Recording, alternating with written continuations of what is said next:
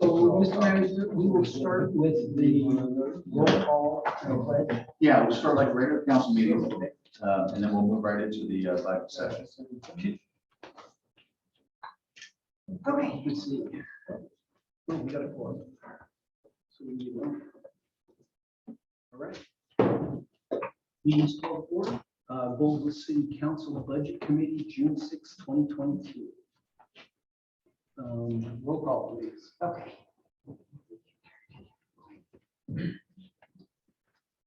All right, so Carol Holm here. Larry Holm. Here.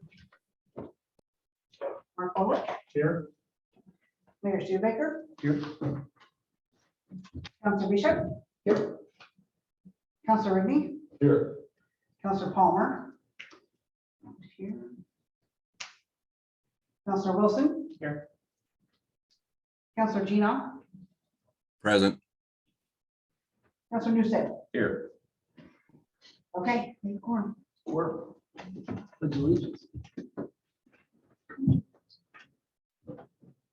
Pledge allegiance To the flag of the United States of America, and to the republic for which it stands, one nation, under God, indivisible, with liberty and justice for all. It's really awkward. Yeah. Okay. So we want to start, everything in yellow has been changed. So be easier to track the changes. We've already discussed this once. So on, Just, yes, so last time we kind of were a little bit disjointed, so let's try to preface things. If you have a question, page and line number, so that we all know specifically what you're referring to. okay, And then we've got two agenda items. We're gonna go through the budget and also talk about our wastewater. So let's try to get done at 20 after. And then we'll have a half an hour for the wastewater. Well, which will it take says, it says on the posted agenda that the city council meeting starts at 7. 7. Right, so So that's the hour. two items between now and then. We'll take 5 minutes off. which Well, there is- isn't No, a the city council meetings. Oh, Yes, there is? Yeah. yes, there is. Yeah, I couldn't open So the I thought agenda. the water was during council. It's a work No, it's session. part of the work session. Yeah, we said, I added the wastewater item to the council agenda as an action item. So whatever's decided in the work session, we can basically adopt it in the council meeting. So the council meeting should be very quick. It's basically an action item based on what you guys go over in the work session. In my point being, let's have a chunk of time to really work through the wastewater issue. That's the depth of our meeting today. Yep, it's printed out on that. Oh, oh, we get the top 2 pages. Let's take 3 different ones. She doesn't have these. There's 1 and 3 and 1 4. Did you find the ball? 2 pages and 4 pages. No. $3.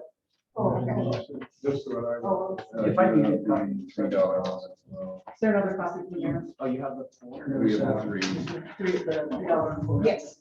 Oh, there's all. No, okay. These are all three. Here. I need it for We got it. Okay. Okay. And Okay. Anybody else need a $4? We've got 4 here too. Okay, so page 1, Jerry and I talked about these different revenue sources and decided we were too low the first time. So we did bump up line 11, line 16, and line 24. So where are Bales and Pines coming from? Is that wishful thinking? We're anticipating in the court Yeah, funding. this is anticipation of code enforcement. That's correct. every options. Okay, so we then go to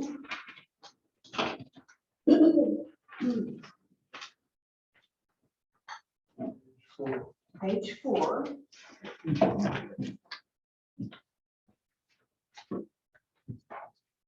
We did, on line 13, add some of the vision payments and maintenance. We didn't have that last time. And then professional services, we bumped up because of the need to do a fee study for the city. To see if we're undercharging certain fees. And is that gonna be outsourced or is that? I'm sorry? Is that outsourced and paying someone to? do Yes, that? yes. Is that just a general fee study for everything? I mean, park, Yeah, it's hopefully a study that'll encompass our SDCs and then our fees that we charge, like you just mentioned, parking fees or rental fees for the community room or a park or a permit fee for a food truck. All of that stuff will be incorporated in that fee study, so we're up to date. Okay. And then on page 5, on line 24, we did ask for something that needs to be included on the budget.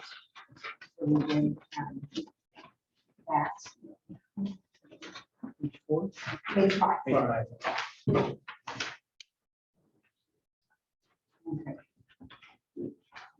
And then page 6 is simply, we discussed last time transferring to public safety to rebalance that fund.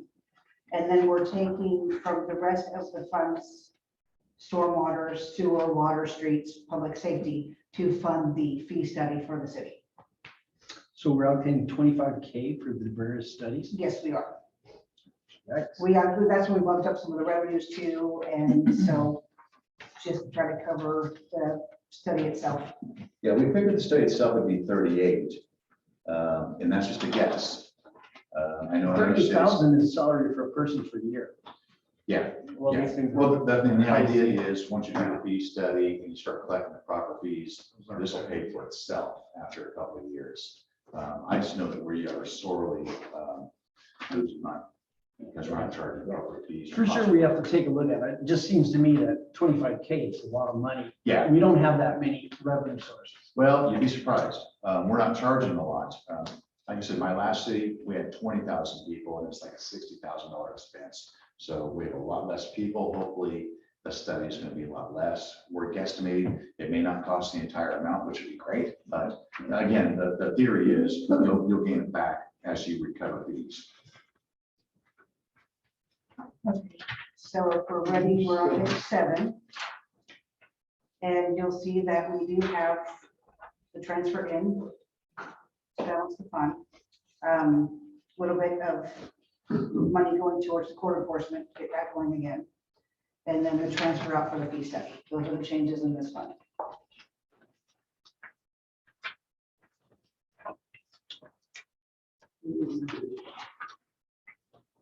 And page 8, the only thing that changed in here was the transfer out for the fee study.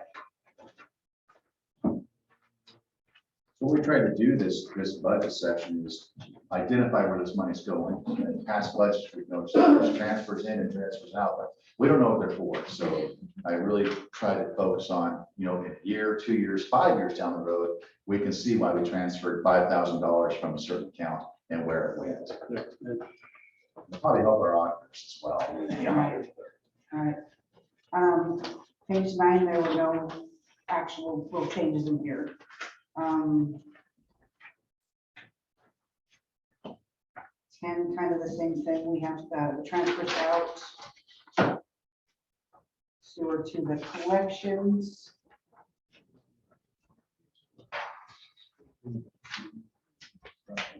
Okay, so on page 11, you'll see that line 27 is highlighted. That's the transfer to the collection system loan to to refund that balance, that account.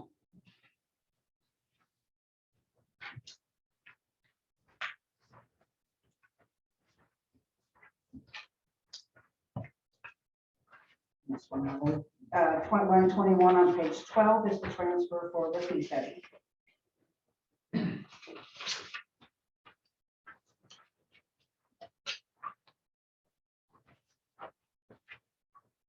Which one? Sorry, which one is it? Line 21, sorry. 21, Okay, yes. got it. Okay. And then on 13, there wasn't really any changes.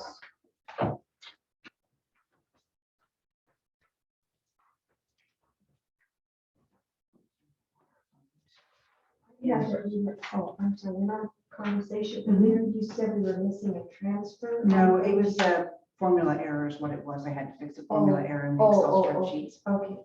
Okay. So everything's correct. Yes, Okay. you're welcome. Same thing with page 14, the transfer out to the fee study in the water fund. That's line 27.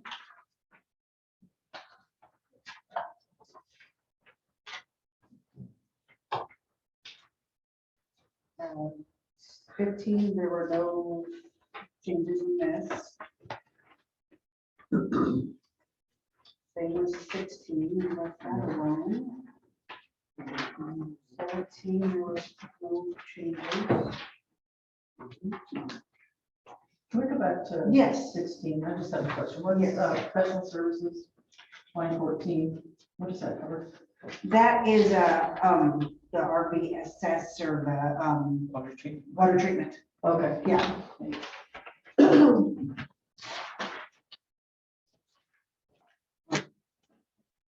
So 18 is the this $5,000 actually transfers onto another page, so it looks like it's double, but on page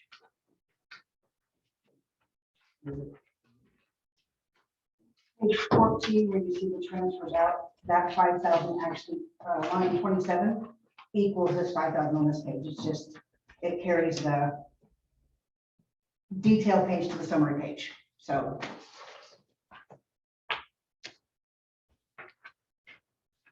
Okay, so 19, there was nothing really here.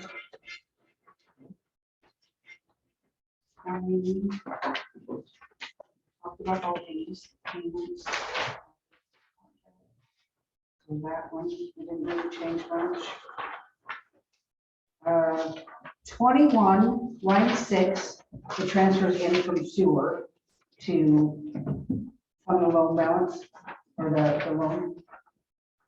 Same thing with page 22, transfers in from sewer, line 6.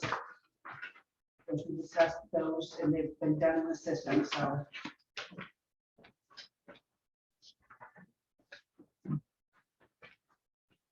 Okay, so 23, there's nothing that's changed here.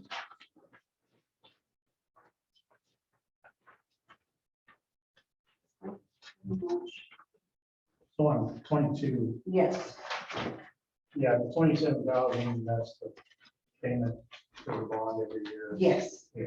yeah, And then the transferring in 54,594, that's just the balance. of that's fund. just a balance of fund. Okay.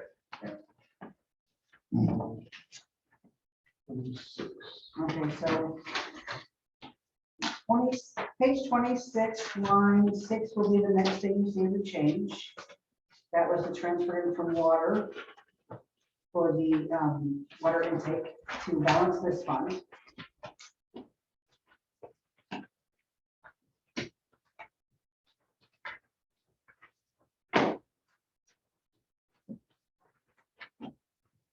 And page 27 are transfers, so you guys can see what's getting moved around. And 28 is just the summary page for all of the. Can you walk us through 27? Yes, okay, so the first column here where it says transfers in needed. So we transferred in 25,000 from public safety, streets, sewer, stormwater, and water into the general fund for the fee study. You mean 5? Right, yeah, sorry. The next line down, public safety, we transferred from general funds to public safety to correct that balance. And then we have the rehab loans, which was 114,850, which, Or 19. well, there's 5,000 in there Oh, too. yeah. So those two are 114,850 and then the 5,000. So those transferred into the loan balances. And then the last one is the intake loan, and that's 30,150 transfer from water to fund that. So the first column transferred in. Yes. Last column transferred out. Yep. The balance. So, yeah, so. Okay, so the one thing I want to talk about is, you asked me a question last meeting about postage. Yes. Okay, so I looked at that pretty closely, and it's, I think the account's called the wrong thing. I think it should be called something like processing fees for water and sewer bills. Because postage was the only account that made sense to put that in. But I think it's called wrong because it's envelopes, it's processing fees, it's stamps, it's, the bills come like that. Okay.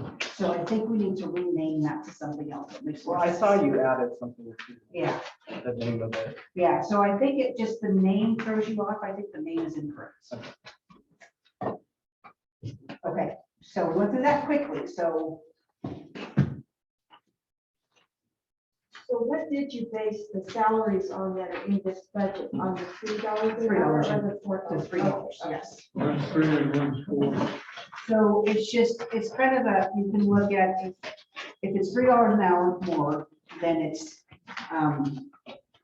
Only 2,000 more. yeah, it's a very small amount. Yeah, let's So- give these guys a bump. Not that we have the final say. You I'm trying to not do. gonna lie. Actually, we're in the budget Let's committee. keep good people. Yeah. So what is the overall difference? It's like 2,000, 276, 200 bucks. 274. Oh. Yeah, it's like Like 2003. For a whole year. Yeah, Are we $4 low? Yeah. we are very low.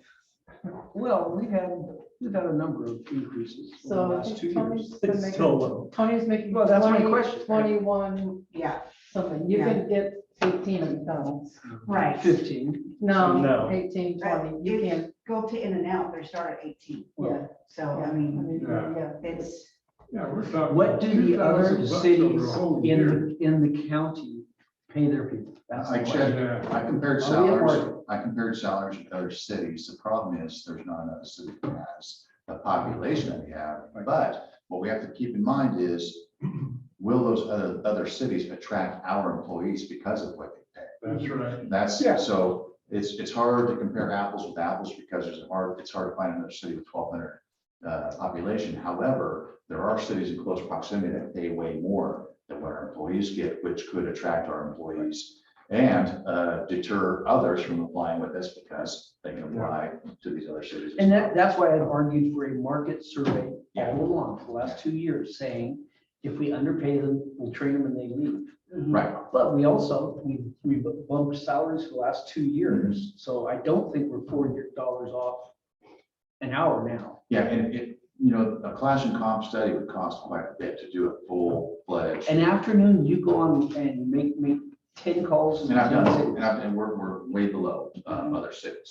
We're talking Again, about Are also, we $3 below? Are we $4? Oh, yeah, oh, I yeah, and a looked- I true looked class at and comp some study that was- They will, were paying 27. Okay, that was my question. yeah, and include a true class and comp study would talk about comparable duties, which is difficult to figure out in a phone call. In other words, our park superintendent might be doing something different than Rogue Rivers Park superintendent, and our utility worker might be doing something. So apples and apples is very difficult unless you commission a consultant to do a true class and comp study. We're So- back in the envelope. Yeah. You don't need a comprehensive, thing. You just need to say, if Rogue River is paying them $10 more, then we have a problem. That's exactly right. well, we're only talking about 5 people. Yeah. We're not talking about 1,000, well, Well, whatever. 5 we hired. We're not talking about 5,000 people or 1,000 workers. And these guys work their asses off, all of them, every one of them. And we're talking to This Those is are employees. two- two this is people two out of the people. 5 Yeah. that are gonna get an Yeah. increase at the $4 an hour rate. This only applies to So the it two seems outside. Give them the money, We should do that. show me the money. I So do we mean, need look to at the make a fire motion? Do we departments. need to move that? Rogue River trains for everybody else. I fully support that. Everybody, I mean, I've got students that go there and they try to keep Yeah, bumping it's up the too level low. right away. They get through. Yeah. Stepping So we're stones, talking. training grounds. Yeah, I mean, it makes the most sense, keep them around.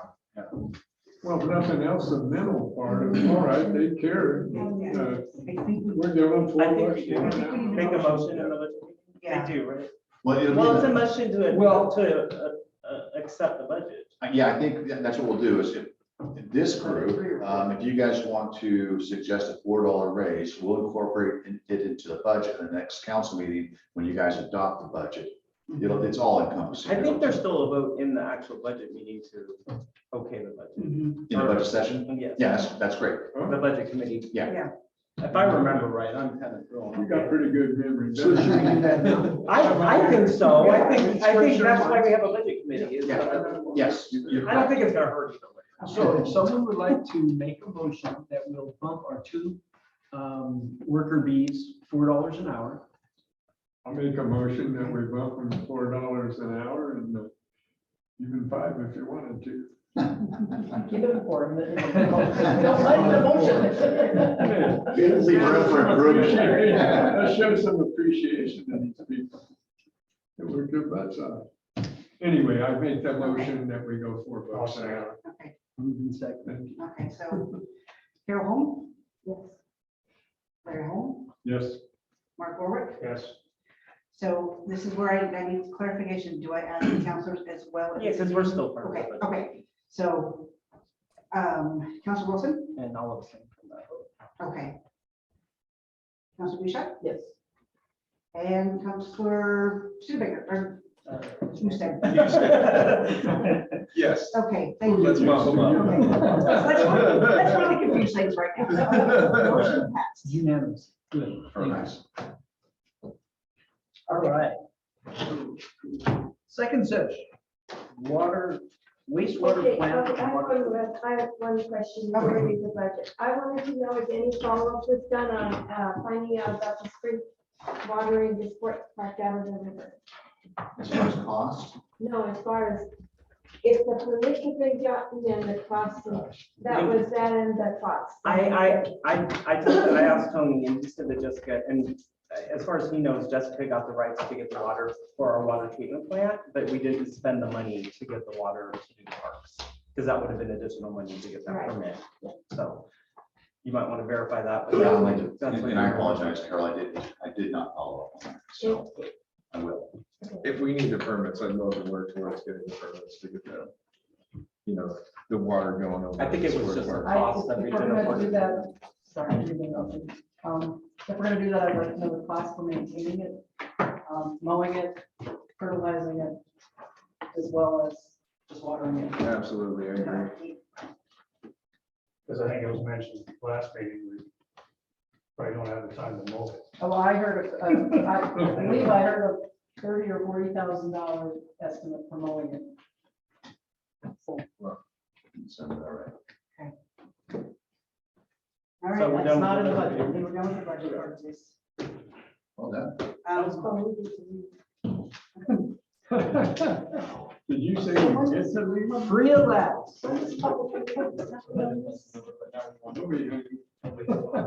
Yeah. We didn't do public Good. input. 22 minutes down.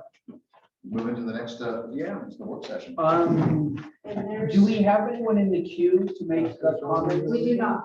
And anyone here want to make any comments About Public input about what we were just talking about? or anything else? Yeah. They can comment on anything they want. Well, we have a separate section for comments on that Okay. stuff. If we're going to do this, I'm going to re-angle this camera really quick. Okay.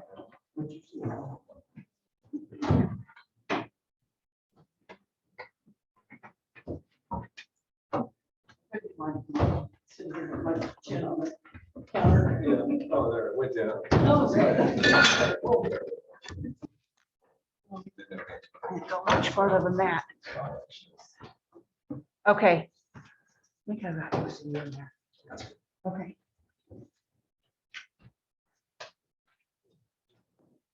The wastewater plant and water treat, Jerry? Thank you, Mayor, members of the council. As you know, last meeting, we had a work session in reference to the wastewater treatment facility and the options that were available to the city as far as what we wanted to do with that facility. And we were left with direction to try and update the cost for both a pipeline from here to Medford and for the SBR, which is sequential batch reactor. those two options. Now, I will let the council know that after that meeting, I was contacted by a majority of the council, said, hold off on these cost estimates, and let's go back to the drawing board and rediscuss our options. So that's where we're at. And I know at least 4 of you had mentioned that we wanted to reevaluate the options and the cost. I did speak with the engineer. He did agree that any cost estimates that he did today, they're subject to change anyway, just because of volatility of the market. So even if he would have put together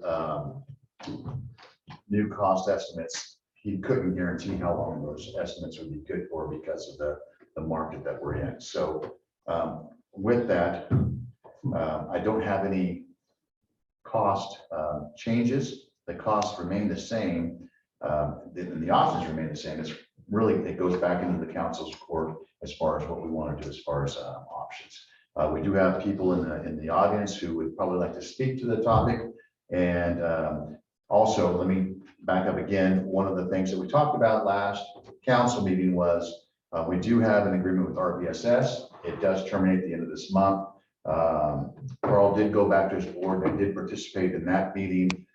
His board is willing to extend our agreement for 1 year at the current cost. And at the end of 1 year, if we need another extension, RVSS will grant the extension with the stipulation that we agreed to annex into the system. Is that correct, Carl? I don't want to misrepresent. Yes. So we will have another year with RVSS to continue running the plant at the same cost that we're paying now. However, at the end of the year, we have to fish or cut bait. So that's where we're at with RVSS. I appreciate Carl going back to his board, and I appreciate his board's candor when they discussed us and the situation we're in.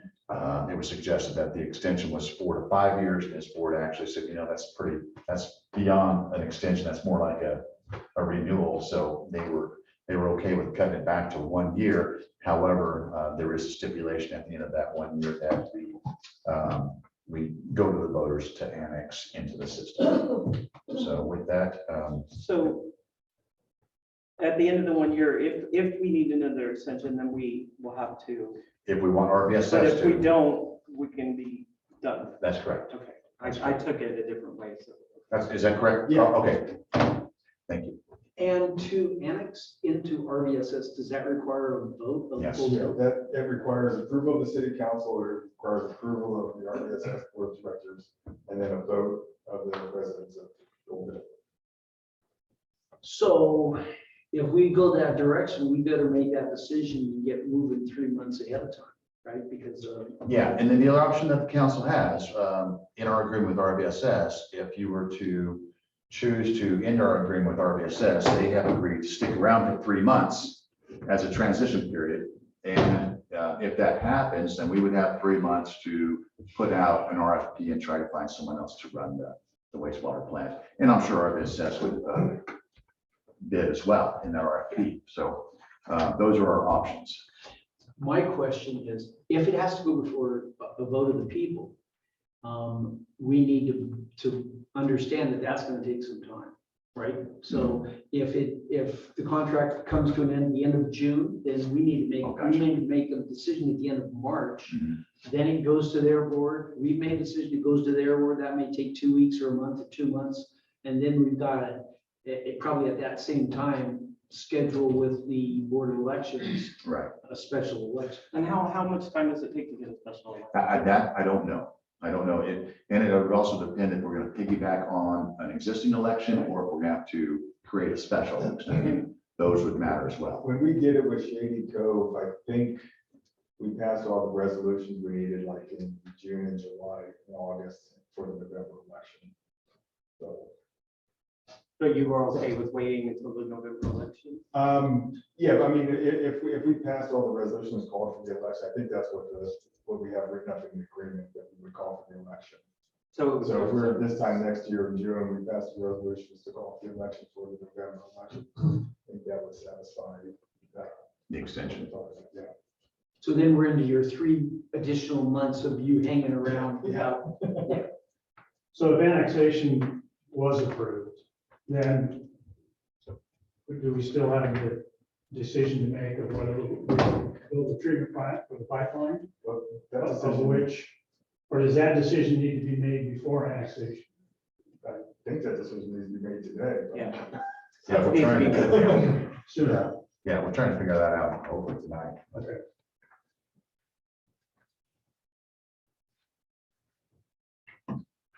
We want to make that decision tonight without us being trained on what the options are and the pluses and minuses. That's silly. I mean, we're not. We want to we're make not- what literally decision that's tonight? fine. Please clarify, what decision do we need to make tonight? Well, it was our hope that we decided at least to select an option. Because a lot depends on that option. One is financing. I can't move forward with WFX any further until they know what we need to Wait. finance. We've been given no figures on what anything would cost.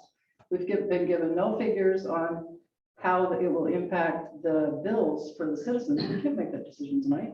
We haven't, We were haven't been given given figures last meeting. Yeah, and you're right, Counselor. And the challenge for me is that the figures keep changing because of the volatility of the market. And I've got people working on those scenarios that you're talking about, but we can't focus on one scenario. If we can figure on or focus on one or two scenarios, I can have those scenarios, those costs written up. In fact, I had them for you guys last meeting, but like I said, the meeting went a different direction. I thought we were focusing on the one option that we sent back to the engineers for revision, and we went a different direction. So I had all those figures for you, and then we went a different direction. So if the council can point me in a direction, I can have those figures ready for you guys. so how long would it take to get the? I can have by next council. They're pretty quick.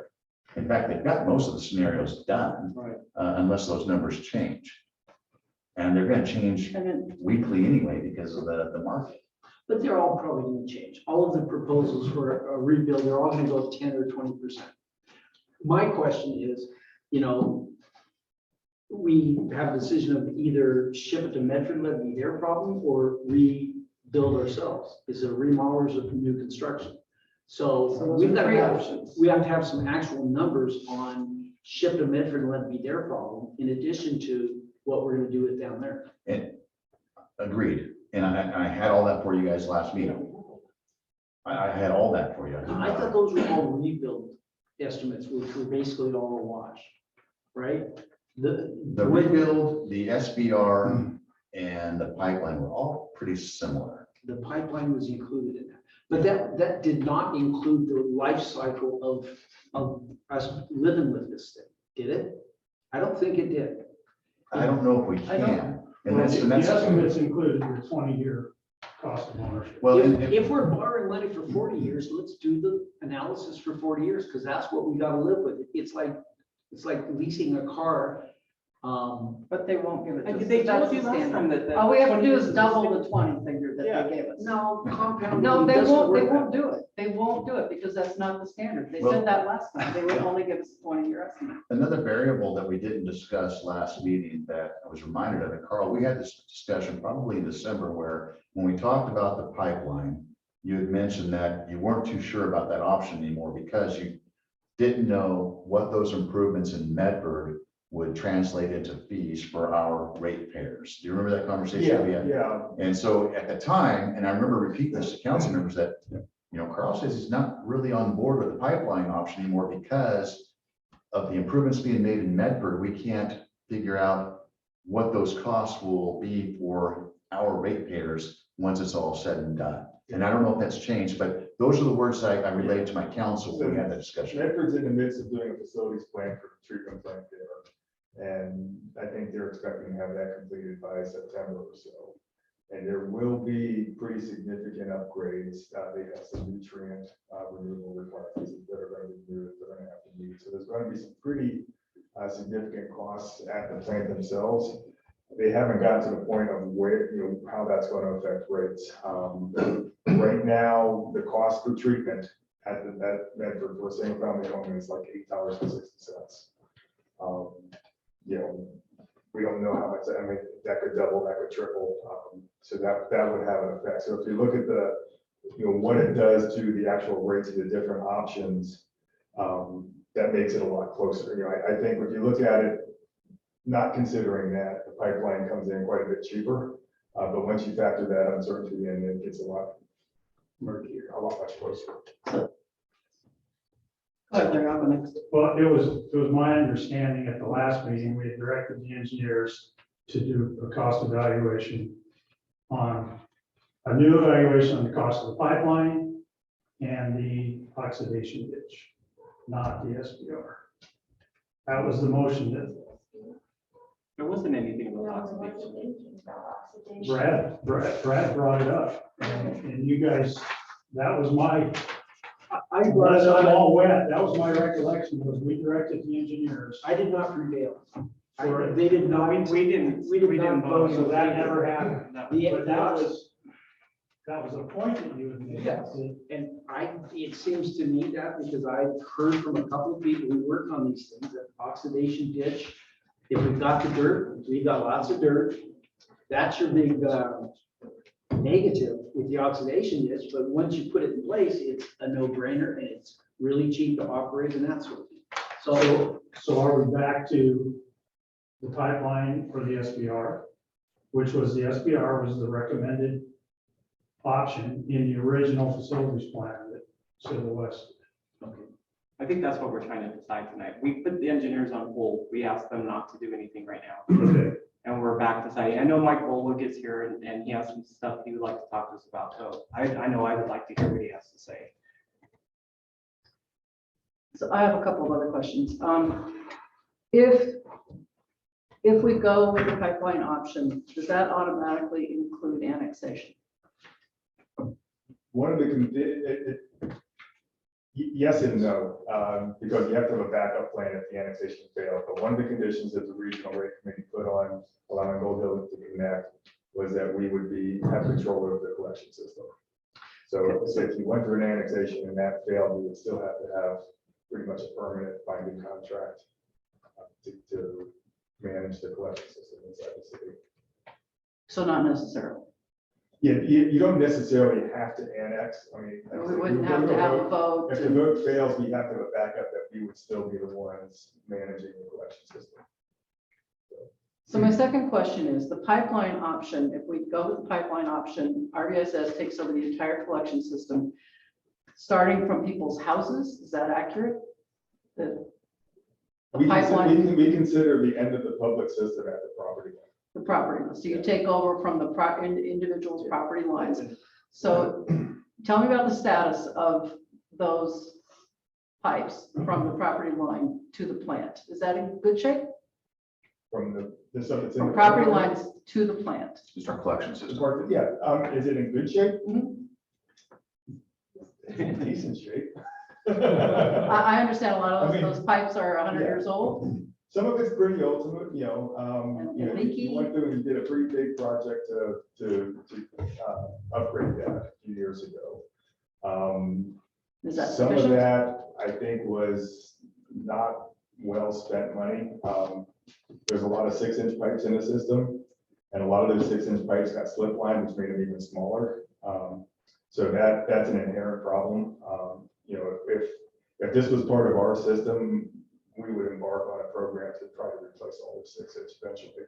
And if we, sorry, You've got a series of railroad crossings, some of which are in pretty bad shape. Yeah, there's one of them that we have to go out about once every week, every 2 weeks and flush it because it's got a big sag in it. You know, that's something that I think needs to be corrected as well. and if we get an estimate for rehabbing the plant, none of that includes any of that collection system. So we still have to get funding or do something else to take care of the collection system. Yes. So really getting an estimate on rehabbing or building a new plant doesn't give us the total cost because we still have the cost of fixing the collection system. The facility plan did have, they did include collection system work in there, in the original facility plan. I have some information here. Thank you. Can I pass it out? I only made 8 copies.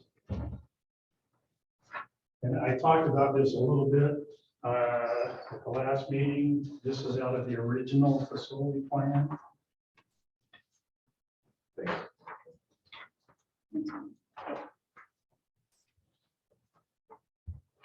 So, give it to one Carl here. So the cost estimates on this page are for the SBR, the recommended option from Civil West.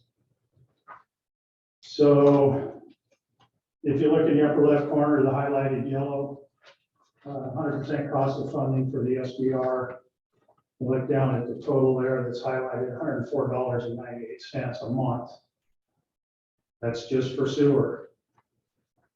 If we build an SBR, but go over straight across to the red box, that estimate is based on 769 equivalent residential or equivalent dwelling units. We don't have that many dwelling units in town. RVSS estimated 579, which is what Jessica said we probably have. So that then bumps that cost to $139.43 a month for the SBR at 100% of funding. If we go over to the upper right to the green highlight, if 50% of it was funded in grants or whatever, the original estimate of $81.67 a month was based on 769 ERUs. And again, there's only 579. So even at 50% cost of funding, $108.47 a month just for sewer. The big red box at the lower middle part, as Carl mentioned, page 131 to 137 of the facility plan said the city needs to budget $92,000 for annually for 450 feet of pipe replacement each year, and a recommended one-time budget item of $62,450 to repair manholes. If these recommendations were funded through sewer rates, and assuming 579 user accounts in Gold Hill, you have an additional, on top of those top two figures up there, $22.30 a month for 1 year. That would be to fix the manholes. And then subsequent years would be $13.31 a month tacked on to fund the $92,000 to replace 450 feet of pipe every year. So, and then the middle part, that's an estimated cost of the pipeline. Roughly it came in around 8 million, maybe a hair, it's gonna be maybe a hair more. And those are the figures. If we, at $8 million and 100%, we had to fund 100% of it. Your sewer bill would be $79 a month, plus a collection system debt service of $23.17, and a guess of RVSS monthly sewer rate of $25. Pipeline would be $127.96 a month at 100%. Now, you've done the scenarios for 50% and 100%.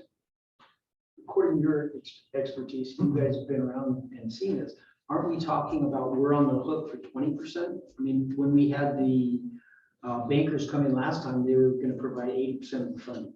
So why are we even talking about 100% of us stuff? Well, these numbers are just going to give you, this is just, Yeah. I So just pulled this because this is what the facility plan Gotcha. stated, 50% and 100%. am I incorrect in assuming that we're going to be able to get funding for 80%? We're going to get a huge FTA loan and that sort of thing. So can you run these numbers for at 20%, which I think is realistic? Well, you Yes. could, I mean, it's all going to be proportionally relevant, basically. I mean, I don't think that would be that hard. You know, and again, these are just my numbers, and that's based on a 20-year loan for the pipeline. Yeah, I would like to let us go on and get to more, where we're gonna hear more information and kind of decide which way we're going before we spend any more time on these numbers that aren't necessarily what's gonna happen, so. I'm just trying to make a point of Yeah, I get it, Mark. how much this is gonna cost, because I don't, you know, Well, they're all gonna cost, so, but there are other options besides the pipeline too. And I know that's we all know that's what you want. We're well aware, so. What's next? Do we have? Well, my biggest thing is if we can focus on some options. I've got a team on board to work out these pricing scenarios. It's just, I felt really bad. We kept them up until probably midnight or 1 o'clock in the morning last meeting, and we couldn't figure out where we wanted to go. So I know that we probably won't make a decision tonight as far as the absolute direction, but if you give me some options that you all would like to see written up as far as scenarios, I can get on board with our team, and they're willing to work with Business Oregon. So we've got people on deck that will work and create these scenarios. I just need some direction from the council where we want to go. And, in Councilor Beachhead, I get it. You want numbers. I get that. I mean, we have to have them, but I can't even get those until we have a direction as far as where we want to go with the options. Can we hear from Mike? Yeah. Question. What are the costs to run the operating of the pipeline versus the sewage plant from RVSS? The cost of operating, they touched on that in the facilities plan. I don't have. yeah, I didn't bring those pages. Yeah. Pipeline's obviously quite a bit. less So the expensive than operating plant. operations is built into those estimates, right? Is what the ongoing cost of operating, maintaining is in addition to the upfront building costs. And if we had a new plant per se, would your bill be the same monthly as it is now? Would my bill be the same? Would RVSS bill the city of Gold Hill the same to run the plant as it is today as a brand new plant? The monthly cost? I'd have to take a closer look at that, probably not. I mean, obviously, the new plant's not gonna keep us up at night nearly as much. Can we get that number? What it would cost to run? a Well, new that's, plant? Tony, that I all don't has to think do so. with what We we're. don't even know what the plan is yet. Mark, Mike. Mike. It's okay. So those of you that don't know me, I have utmost respect for RVSS and for Mark over there. We've known each other for I think, near a decade now. Yeah. And we're both wastewater operators. I own Southern Oregon Water Technology, and I know the nightmares of all-night operation and this kind of stuff. We operated your wastewater plant in the past and the water plant in the past, and then we left the city and we came back to operate the water treatment plant. So we're pretty darn familiar with the wastewater plant as it was. And I believe it was 7 years ago that I came to the city almost in this exact same scenario. And at that time, I think we had Dyer and Associates was putting together the plan, which included, a lot of the things that you're talking about now, rehabilitation of the plant, tearing out the plant, putting in a new plant, doing pre-treatment on the plant with other effluent disposal options. And 7 years ago, I said, that going to Medford was what I felt, and I was raised here.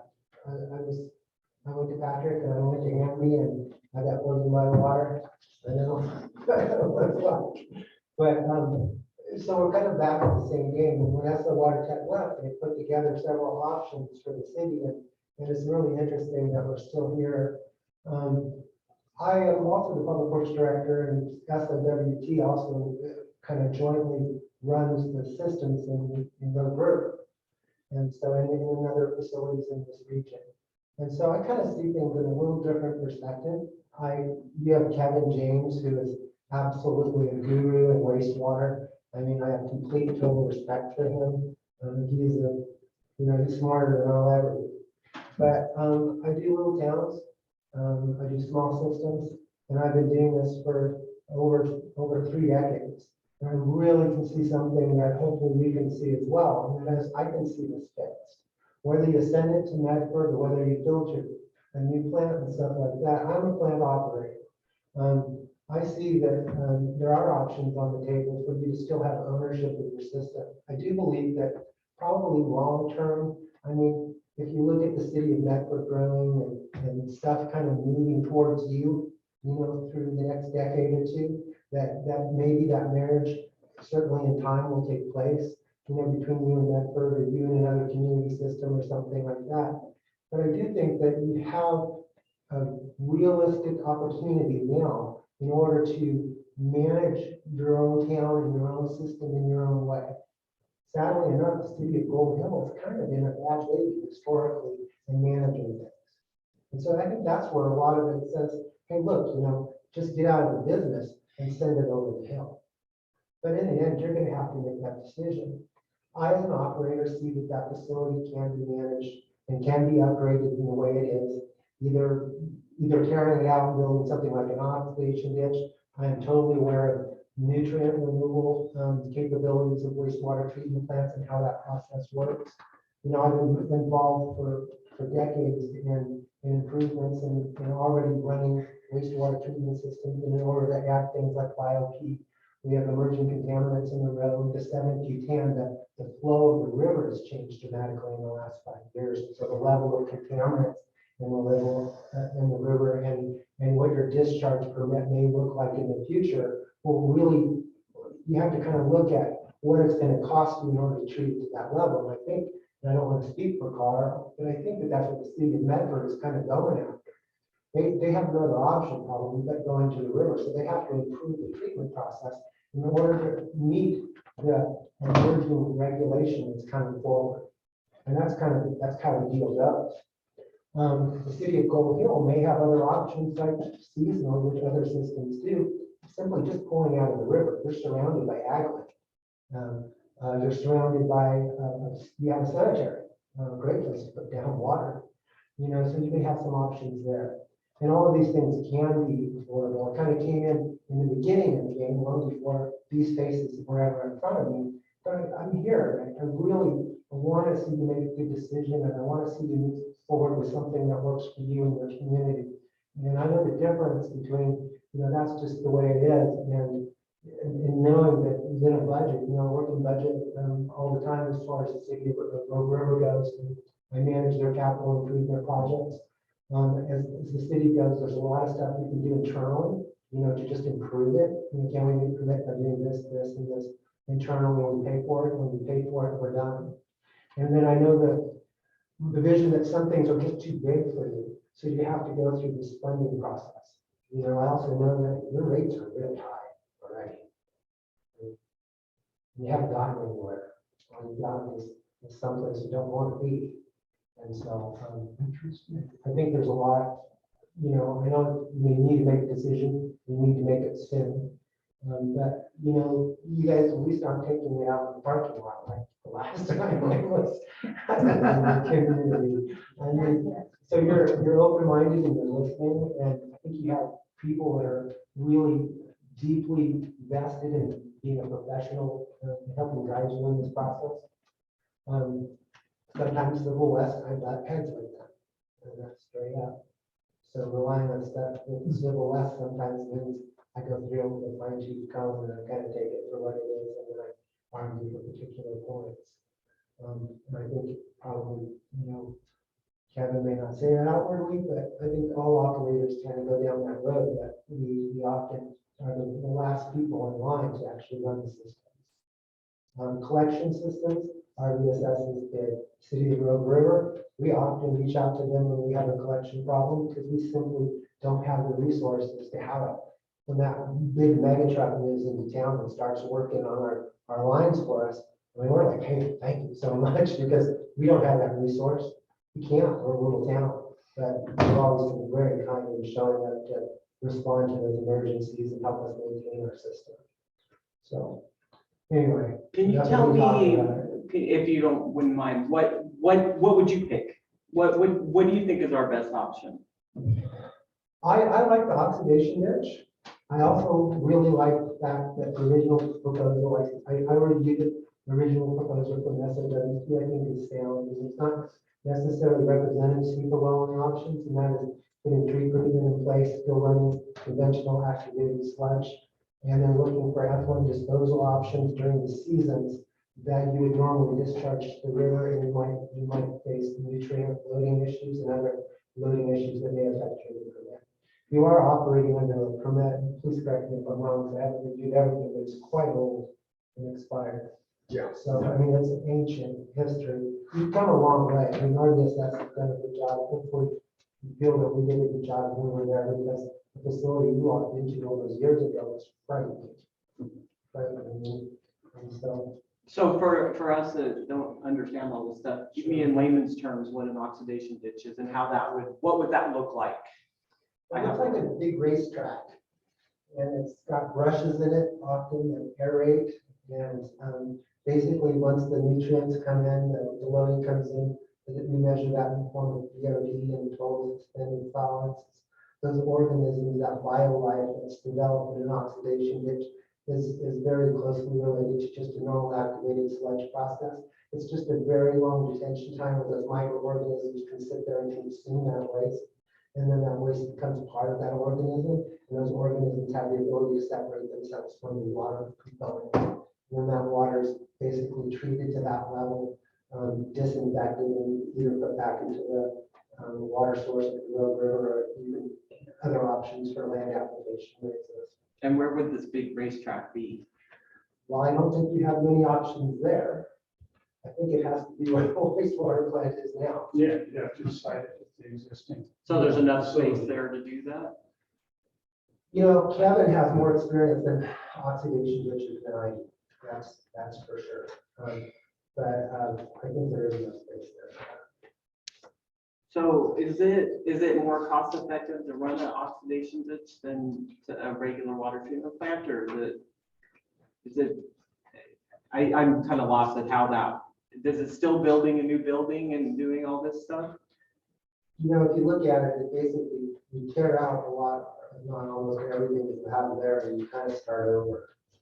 And so the operation cost, like I said, I'm not an expert in oxidation ditches. Almost everyone, I run an SBR, I ran conventional activated sludge, what that facility has there, and it has options in it from energy, biomass, redundancy, all that kind of stuff. Is there does it smell? Does it smell?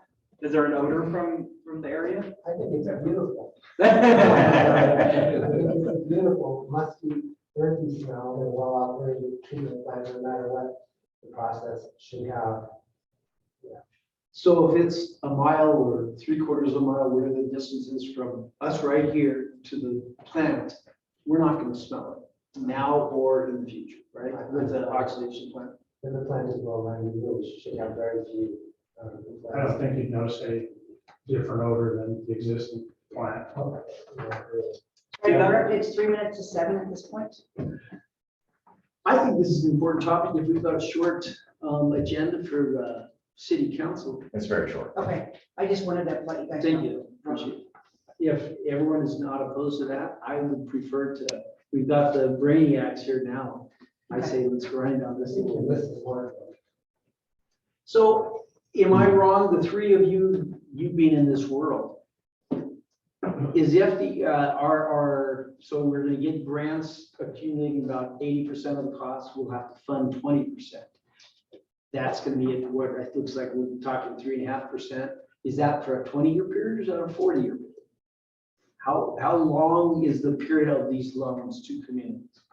That I don't know. Yeah, that's something that Financing, so. the Water Finance Exchange can probably give us more information on. And the 20% that you're saying that we would fund, that's being very optimistic.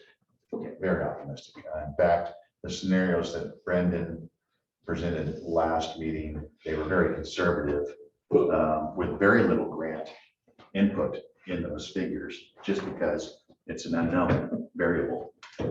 And he was trying to give us, I don't want to say worst case scenario, but It was the worst case. it was. 2 years ago, we had the big funding round, and we had all the bankers and stuff, and basically, they were gonna give us 80%. Yeah, So and- we're gonna fund 20% to maybe 40%. Yeah, and We're we- not gonna fund 100%. Yeah. That's fantasy. So let's not even talk about that, because that's meaningless. Yeah, well, once we focus on an option, I'll get Water Finance Exchange and Business Oregon all teamed up together, and they will, and one of their jobs is to go out there and seek that funding for us. Go out there. Right. So we'll have a better idea of that. But once- again, if we're comparing the costs, we want the build costs and the maintenance costs over the period of our loan. Right. you don't, it's funny numbers to run it over 20 years if you're stuck with a loan for 40 years. We're stuck with whatever we have for 40 years is what my impression. Our existing loans that we get are 40 years. So let's pretend that's what it is. Yeah, and it's just the amount that the loan is being funded for. That's the question. Is 20%, 80%, 100%? Yeah. All of those are huge But differences. again, we want the estimates to cover the period that we're going to be paying. I've understood. You don't take out a lease car for 6 years and do your break even on 3 years, because that doesn't correlate with when you're using something. So that would be my request to the funding people. Can we get similar to what we got from our new engineering outfit, where they broke out costs upfront and maintenance for the oxidation plant? Is that something that we can get our hands on? That's, I don't have. It's in the facility plan. Those cost estimates are in the facility plan for the oxidation ditch. And that was just to point out, that was the most expensive option. It was about 11.5 million. But did that also include the maintenance cost for 4 years? 20. Again, this is on 20 years. Okay. And those are kind of my understanding, kind of DEQ requirements. They don't want you looking any farther than. Well, again, that's my question. What does the industry do? If we're getting loans, and our loans that we're paying on are for 40 years. So if we're trying to tell the community that it's going to cost us this, and we're giving them numbers that don't correlate with how long we're going to be paying for something, that's fraud. That's being deceptive. We want to be upfront. If we're saying you're going to be on the hook for 40 years, we want the numbers going out, what it's going to come out to be over a 40-year period. One other point, if you build your own treatment plant, you still have sludge disposal. That's something you have. Sludge is wastewater that's generated from the wastewater process. So currently they're hauling it to Medford with an old rickety old tanker truck that the city has. And there's been no indication, at least the last time I was at the plant, that Medford would terminate that ability for the city to haul. But if something like that were to happen, you're going to have an option for sludge disposal. And again, years ago, we had an old ag truck, tanker truck that had tires on it this wide. Some of you can't go across, they had to flag traffic one way across the bridge. That thing wasn't designed to be driven out on the highway. You got out on a land application site in the middle of winter, and it's liquid sludge. It's digested partially, but it doesn't have the pathogen reduction you typically get from wastewater sludge. Got out there in the middle of February, and you can't land apply when the ground is so wet. And they got in a pinch, and that's when they got a hold of Medford. And ever since then, we've had an intergovernmental agreement, Medford has, with Gold Hill, which RVSS is now managing, and they're hauling the sludge to the Medford plant. Right. Again, no indication that's going to go away, but if it did, you'd have to find a land application site. Again, to me, I'm sorry to harp, but it's another little thing out there with running a wastewater plant that you have to deal with. Right. And you want to consider that. And again, I'll come back to my original. If you guys decide to build your own plant,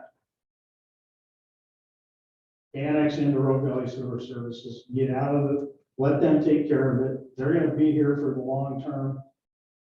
They're going to run the treatment plant. They're going to maintain the collection system. Because I've heard one comment about the pipeline. Well, we're not going to have control of our own sewer rates. Well, no, you're not. But my counterpoint to that is so we can continue to underfund our wastewater treatment plant like we have for the last 30 years. And I'm not, it's not an indictment on anybody, but it's a symptom of the system that has been in place for the last 30 years. And to be honest, we probably should have had $85 a month. And I know that's high. Mike, you're like, our sewer rates are high already. Yes, there are other towns in Oregon that have $85, $90 a month sewer rates. And to be honest, we probably should have had $85 a month sewer rates 15 years ago. Because we would have then been able to maintain the treatment plant the way it needed to be maintained. And that's why we're in the position we're in right now. And we're, that's my point. and we are very appreciative of RVSS coming in and bailing with bubble gum and baling wire Well, yes, and making that thing keep going. literally, it's held together with baling wire. Yeah. It's, My understanding, there's another option. If we could acquire some property from Estremada, we could put observation ponds in. Because the man hours go way down, and I don't believe there's any sludge removal either. And it's good for about 40 years. So, I hear you, but there are some issues with oxidation ponds as far as meeting anything we might discharge. As far as meeting those limits, that would be the barrier. You'd have to have a really good option of making sure you had land application available, because years and years ago, and I hear where you're going from, because you've just never been there yet. Yeah. So that used to be how most all small systems were built. They all had basically a big pond. It ran in one end, Mother Nature did her thing, and it kind of went out there somewhere. And we tried to disinfect it with a crazy amount of chlorine, and then it kind of made its way somewhere, you know. And then, but those options are really tough. I mean, the road, you need a lot of land to do that. You almost need to be a non-discharge system. So you look at Valley Road State Park. Valley Road State Park is a non-discharge system, and it has lagoons. They're trying to get out of the sewer business too. They're trying to connect to the city of Rogue River. I know because my company manages, I also manage Rogue River. So I see the analysis as far as the performance goes and how that kind of works. You know, eventually you're going to hit a limiting factor there, I think. I still think strongly, despite everything the engineer said, and I'm just going to speak my opinion like I did before, is that there are options in order to upgrade what you have and to make it better, take those headaches away. When Mark was there with me years ago, I mean, I think you were there for one time almost 16 hours saying, oh my gosh, we got to, I mean, it was really, really bad. And I haven't been there since. And then in a way, I mean, RDSS was smarter than I was because we were so, we did not have any money. Half the stuff you got put into that plant was taken from somewhere else that I worked. And so, you know, I don't know the plant as it exists today, but I do know the plant that I had to try to manage and operate back then. And it was not well engineered to begin with. It really wasn't. It was kind of a product of its time, you know, and time went by. And that plant was not well taken care of. That plant was not funded and supported. So I would ask you to just, as you go through this process, look at the commitment you're going to make, aside from all the other stuff related to funding and all the costs associated with it. You have to have a firm commitment in budget to make sure no matter what kind of system you choose, that you're going to make sure that the money is there to support it. And even when I look right back here, I had the rare opportunity of seeing that plant. I was still very young, but I actually I was in high school, okay? And that plant came online, and I thought it was a Star Trek Enterprise. And when I came back, not many years later, I was just devastated. I remember the big wheels. You know, I remember that sludge truck. I mean, I drove it. And it was like, I couldn't believe how bad it got so soon. And it's because it just wasn't supported and it wasn't managed properly. And when I left there, I said, I'm going to do anything but what's happening here. And honestly, it can be fixed. The alternatives are realistic. It's going to cost money. But the money you spend today is going to be nothing compared to the hyperinflated values that you're going to spend and the fines you're going to face if you don't make a decision. Because fine is not going to be it, right? Eventually, the DEQ is going to have no choice but to come down on you. And, you know, eventually your support, because nothing ever changes, will just go away. oh, I know, yeah. Well, we are going to make a decision. Oh, I know you are. In some period of time, but we're not going to kick it down the road for 4 years or 10 years. want to be careful because we're using up our credit line for 40 years. Yeah, and I honestly have not had the time to go through things at great length. I'm not reviewing the water plant, doing capital projects in other communities and stuff like that. And so I was just kind of asked to revisit it briefly and stuff. But I really care about Oak Hill. I love this town, it's where I came from. I just want to see it fixed. And that's the good news is we have a couple of people right in this room who are Gold Hill people who really care about what we're doing and they got a lot of years in the business. So shame on us, we don't take advantage of that expertise. Any other questions? Yes. I like something he said that caught me was, we can kind of keep control of our own destiny without tying our star into Medford, and keep our identity as Gold Hill. I hate seeing that kind of stuff go out of our city. And, you're right, we need to know what the cost and all this stuff is, and, like, I believe what he said, $85 should have been charged forever, you know what I mean? And it's gonna have to go up. But I'd like to see us just keep control of the things we can and not say, oh man, this is out of our hands, they gotta take care of it. And then different things happen. Now we're tied to every citizen home in Medford and wherever it's going. So anyway. Good point. So Carl, you said that you are right now building in the improvements to allow for micronutrient treatment. Is that what I heard? Or you're planning for it? No, Medford. city, they're in the midst of their facilities plan Okay. right now. And that will be able to handle these micronutrient upgrades. They're going to have to do some advanced treatment to remove nitrogen and phosphorus. And I think copper might be one that's that, I think they yeah. got off the hook on copper, barely. Really? Yeah, I think, For now. yeah. So that's in their facilities plan, that's in the process of facilities plan.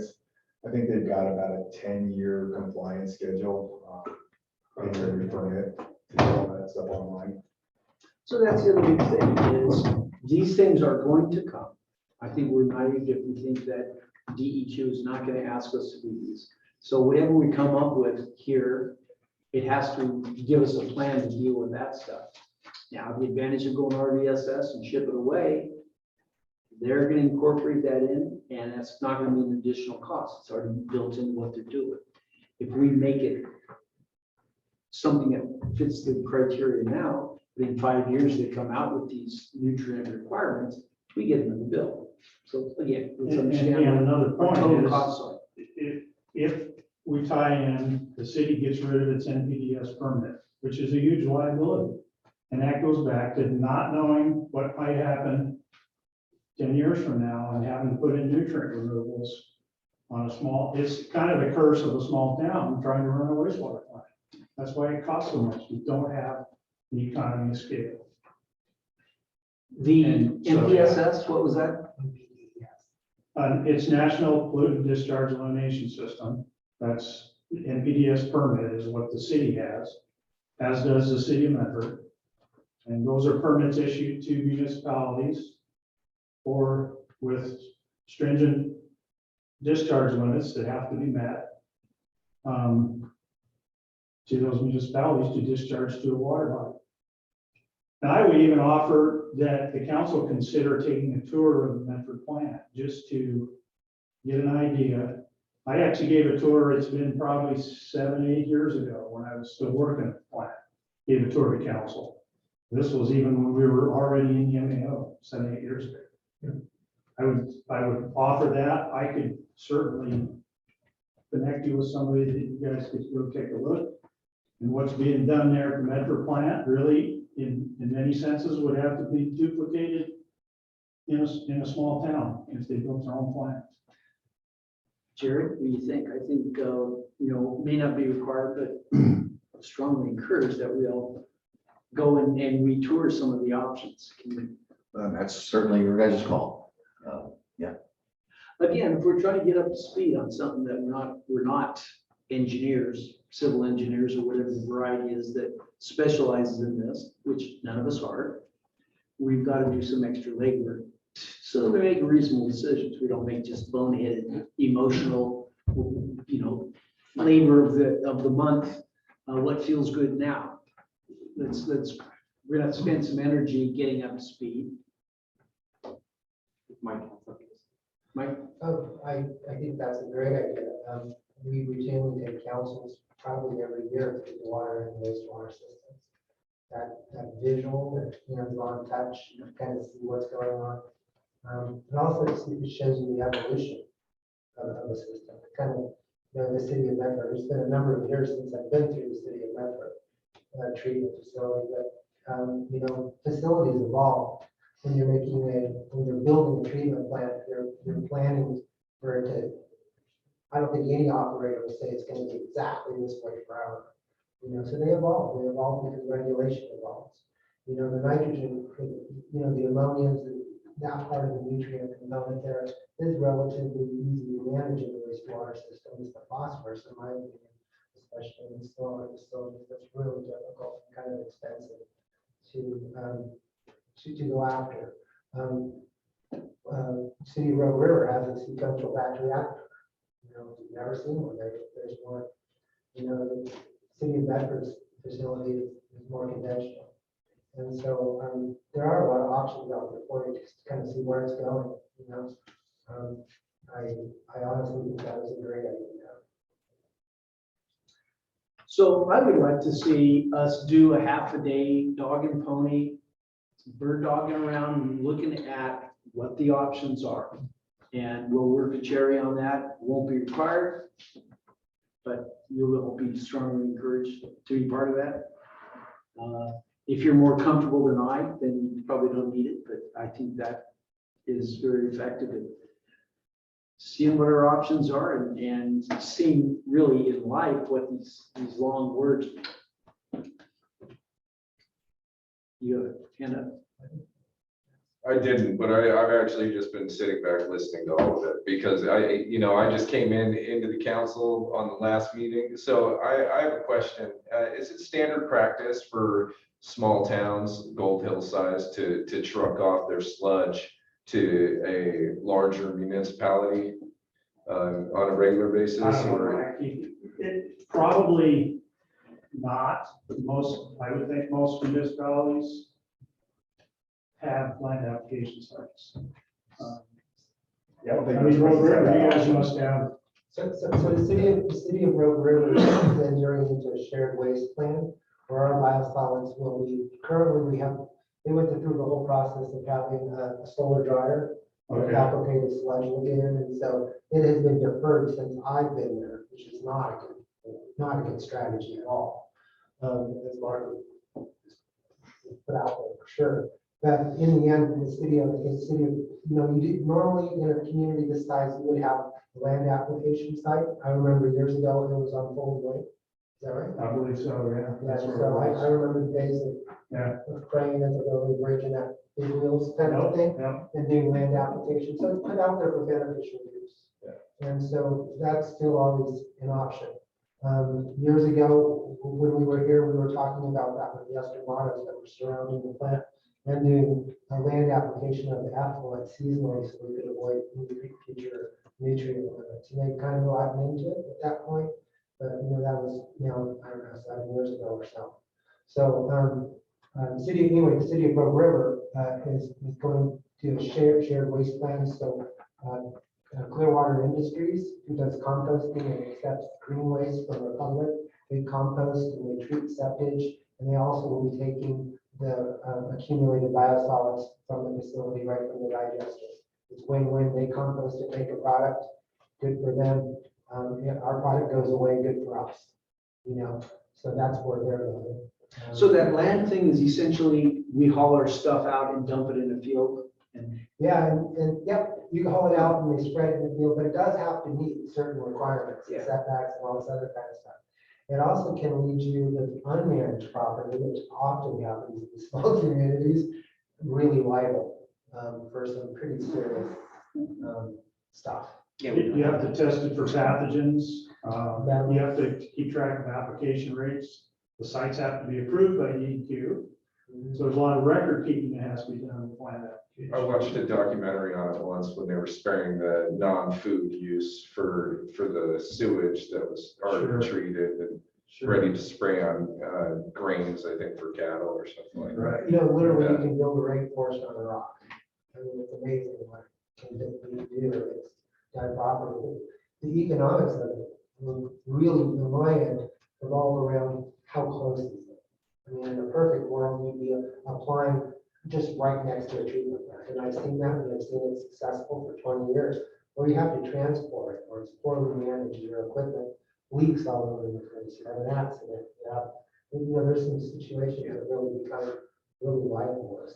And then, sorry, and then we've been talking about the oxidation pond, but it doesn't seem feasible with the small space. But then I heard the Estramados being brought up, and are they willing to allow Gold Hills waste or sewer treatment plant, a small section for an oxidation pond? Has anybody brought that up with them? We have to approach that. We'd have to buy it. Yes. So that's a good question.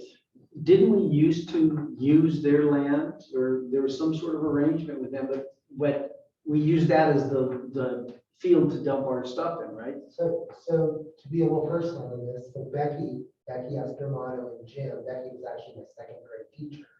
So when we were here last time around, I did reach out to them at that time. They had really bad feelings about the city of Gold Hill, but there wasn't, I mean, Mark may remember, I believe they donated the land where the treatment plant was located Well, that could be, at one time. it was on there, but Yeah, and they kind of had a really bad taste.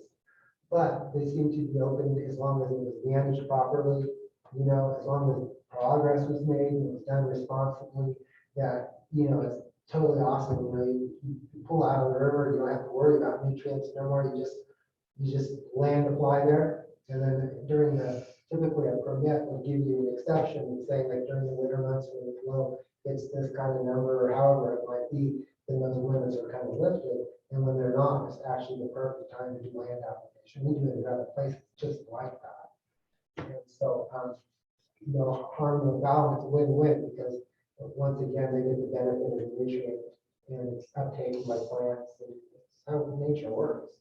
And that's the beauty of having such a small place surrounded by trees and grass. I mean, we're not Medford. well, it's one of the more rudimentary forms of wastewater treatment. And ideally, if you built a lagoon, storage large enough, treatment pond, that you could have the capacity to hold all of your wastewater in a year, all through the winter months, you had zero discharge. If you had unlimited size, Right. you could do that. And then you reduce by evaporation in the summer, and those are, you see that, like Mike said, in small municipalities. Eastern Oregon. Yeah, they're really inexpensive to operate, but effluent quality is not that great. And then the other issue, the biggest thing that I would see at that end of town, if you had the room where the treatment plant is and you could do that, is you get odors. So there would be odors from that. You're gonna have odors off of that, and you're on the west end of town, and the prevailing wind in the summertime blows right through town. So, you know, that's not A modern. and that wasn't even considered in the original facility plan, because, you know, again, I think there's effluent quality limitations there, that if you had to discharge in the river, you might have some problems meeting a permit. You're dealing with two fundamentally different things, and it's just because you're not a wastewater person. And that is that an oxidation pond is different than an oxidation ditch. An oxidation ditch is more of an activated sludge process, so it's kind of different. And so what I'm talking about is basically going ahead and going through the treatment process that is more conventional. And then what you get on the end of that is water, quite frankly, that you most of the time aren't going to be able to tell from drinking water at plants, for sure. Now, Mark has seen that, he's been doing this for a lot of years, so a lot. But instead of putting that back under regulatory limits that are put forth by the DEQ and the EPA, you land apply that. That's the only difference.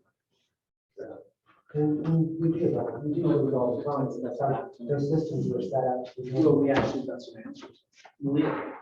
So I'm not a wastewater person either, and I'm just trying to learn here. So right now, our plant has two products that come out at the end of the processing treatment. Am I correct? There's water that we discharge to the river, and there's sludge that we truck someplace else. Right. And we own a truck to do that, It- and it's yeah, on its last legs. it is. So is that included in Just here? that. Is the price of a new truck included in here? You know, Yeah, and again, that's not even. that's not even factored in here. Price of a new And, or neither So is it's the all price in of truck gas, is- which is going up exponentially as we speak. truck is not even on the drawing. But if you had an oxidation ditch, you wouldn't need a truck. No, we would. You'd still have to We haul off still your do- sludge. Any treatment process that you build there is gonna generate sludge. But the annual maintenance cost, if my understanding is correct, would go pretty far down with the oxidation ditch.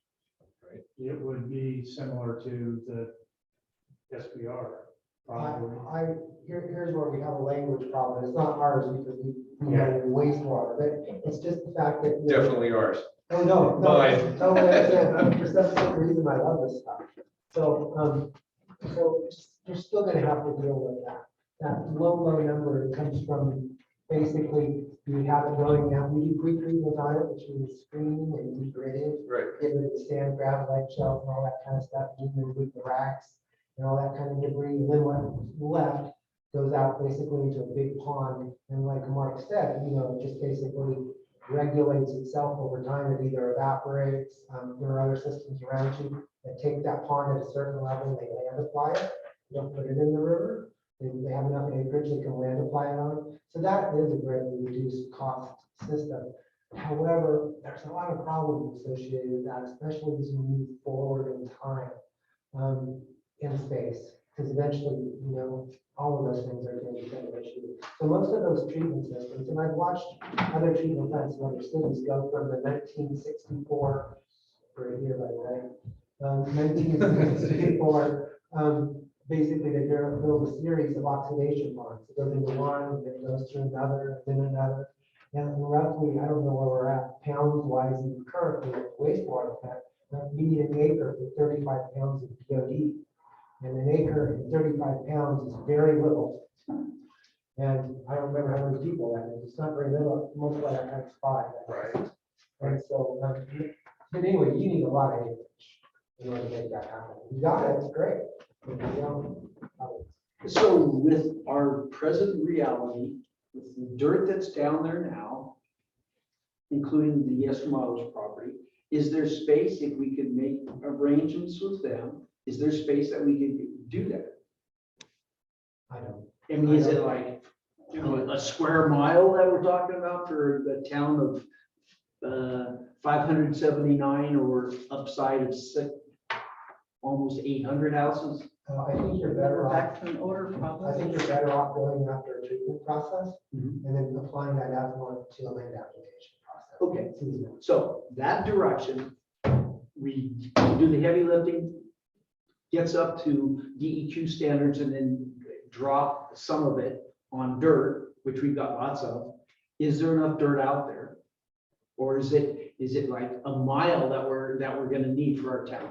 That's what I'm trying to get the sense, because I had heard that previously they dropped it in a lot and it seemed to have worked to some degree. There was a point in history where that did, and please correct me if I'm wrong, Mark, but at least listening to Becky and Jim at the time and seeing it, that's where it was all going. That, basically, at that time, it was, when that plant was built, I think they were probably still just trying to meet 30-30, isn't that right? Probably, yeah. Yeah, so that number has quickly disappeared over time.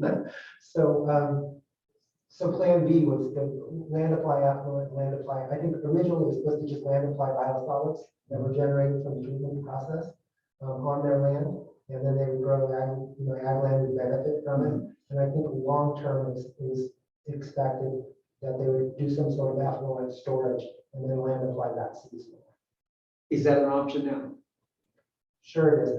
That plant needs to work or whatever. treatment Yeah, I process. mean, Yeah. We get it, just if we can avoid transporting in some rickety old or buying a really big, new, expensive rig, we're better off. Or shipping it with 2 pumping stations, we're better off. I've always liked the cemetery. You know, I think the cemetery is a great option. And What about all the hemp farms around? that's, yeah, I don't know. Transport a bad word right now. To transport. Maybe a combination of spreading it at the Estramato, you negotiate a deal for an Estramato package up to the cemetery. Open it up to hemp farms and they'll take X number of, they'll take 20% of it or something. We're surrounded by hemp farms. Yeah, but that's now. I mean, what about 5 years from now? Well, the thing is, with, I assume they're gonna need, level 2 affluent. And that, and eventually probably tertiary treatment. Oh, in Medford? No, Oh. no, not you, but the city of Gold Hill. So you're way better off if it's something that's just mowed and land applied where there isn't people around. My understanding, and you think where I came from, I know this part better, but the hemp industry is a consumable food product. So that may be a problem. Medford doesn't, they don't land apply their sludge. It actually goes to dry creek landfill. Into a landfill. To landfill. If you ever drive by the plant on Kirtland Road, they have 25 acres of asphalt drying beds. In fact, if you drive by there right now, you'll see the sludge out there about that deep. And yeah, there's some odor from that, but it's not bad. So during these next few months, through by the end of August, early September, it'll be drying basically the consistency of dirt. And it gets hauled off to dry creek landfill. Medford simply kind of ran out of land applications. So we used to land apply out in White City, out in Sam's Valley. I used to drive the sludge truck 30 years ago. I can remember 105-degree temperatures and flinging the sludge with the fertilizer spreader on the back of the truck and dust everywhere. And you would land apply it at basically nutrient rates of about 5 tons per acre, which gives you the nutrient rates of a typical commercial fertilizer. But again, back then, and well, you would still have to do that now. You have to test for metals in the sludge. You have to keep track of application rates. Again, sites have to be approved. You have to keep track of cumulative loading of the amount of metals, cadmium, copper, lead, nickel, zinc. You test for that in the sludge. You find out what the quantities are. And you calculate site life and how many pounds. As an example, let's say you can only put 100 pounds of copper on a site. And so we know every year we're putting 10 pounds of copper. Well, in 10 years, you've reached the site life for that site, and you can't put sludge on it anymore.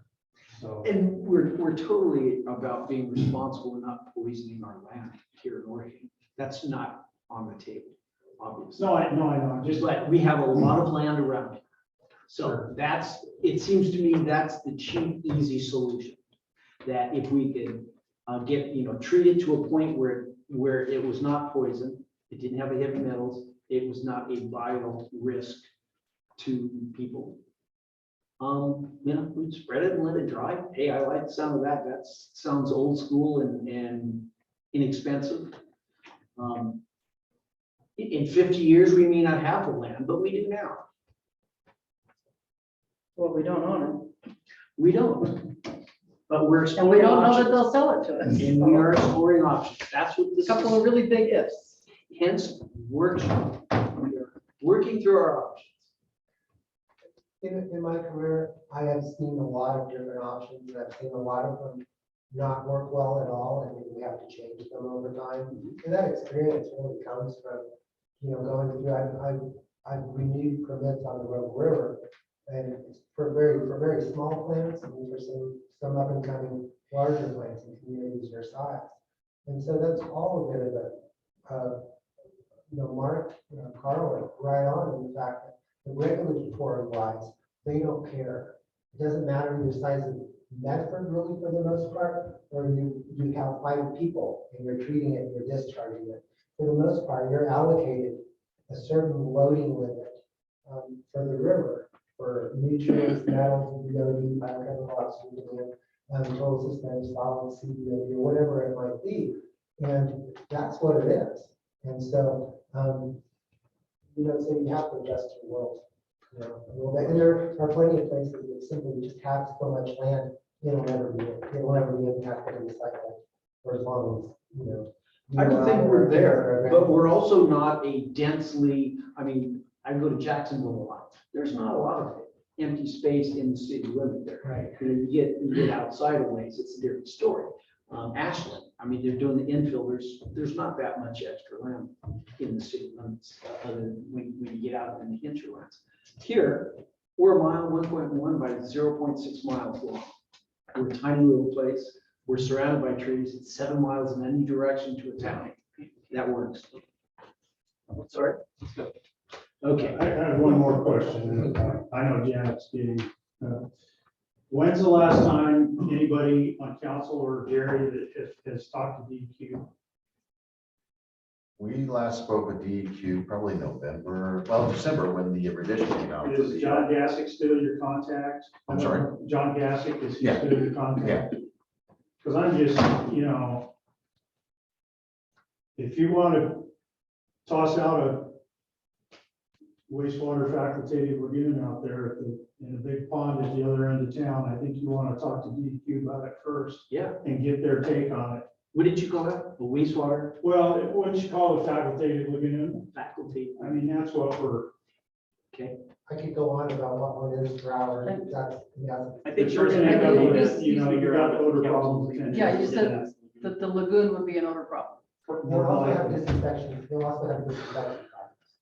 And effluent quality problems, but, and again, I would encourage maybe bring John Gassick in here one evening and sit down with him and get a little bit of a flavor, Yeah. I don't think it would hurt. I think probably you should find out if the council's even interested in the lagoon before you waste your time with the DEQ and all that. Well, it sounds like the pond is a better option than the lagoon. The lagoon seems to have a lot of problems, whereas the pond is much more of an active. You mean the oxidation ditch? It's so hard, you just, Well, lagoon, when you say lagoon and pond, they're essentially the same thing. We're talking of just a big dike burned area that you put your wastewater and let it sit. I just was wondering, where would we go to find an oxidation ditch to visit? I think there's one up north, gosh, I'm trying to remember. Well, isn't Ashland? We don't use it though. Well, I think they're an oxidation ditch with nutrient removal, I believe. It's been years since I. Yeah. Sure, don't know, I thought they were conventional activated sludge. Yeah, I'd have to check.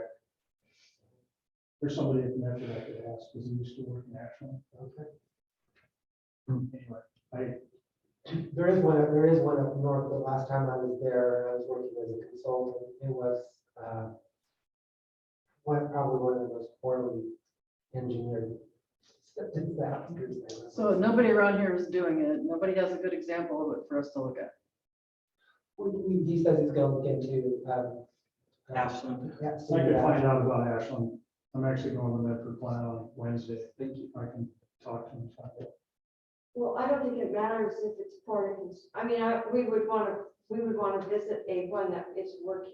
You wouldn't want to go visit something that's not working. But I like the idea of visiting a ditch and a more conventional. I'm wondering if going to Rogue River isn't a good idea to see what he's done with his plant up there and how modern and up to date it is and how efficient it is. And then you could go visit the Medford plant and see about the pipeline. And narrow it down to those 3 and take time and do the visits. I think the visits are really important. And not only that, I don't know if it's important to offer the opportunity to visit to some of the citizens of this town who are going to be impacted by the decision that you make. And I may take them along so that they can support the council in whatever decision that you make. But I think all of that's worth taking the time to do. I'm so sorry. I think that it needs to be done quickly because, this has been going on now for 2 years, I believe, since 10 years.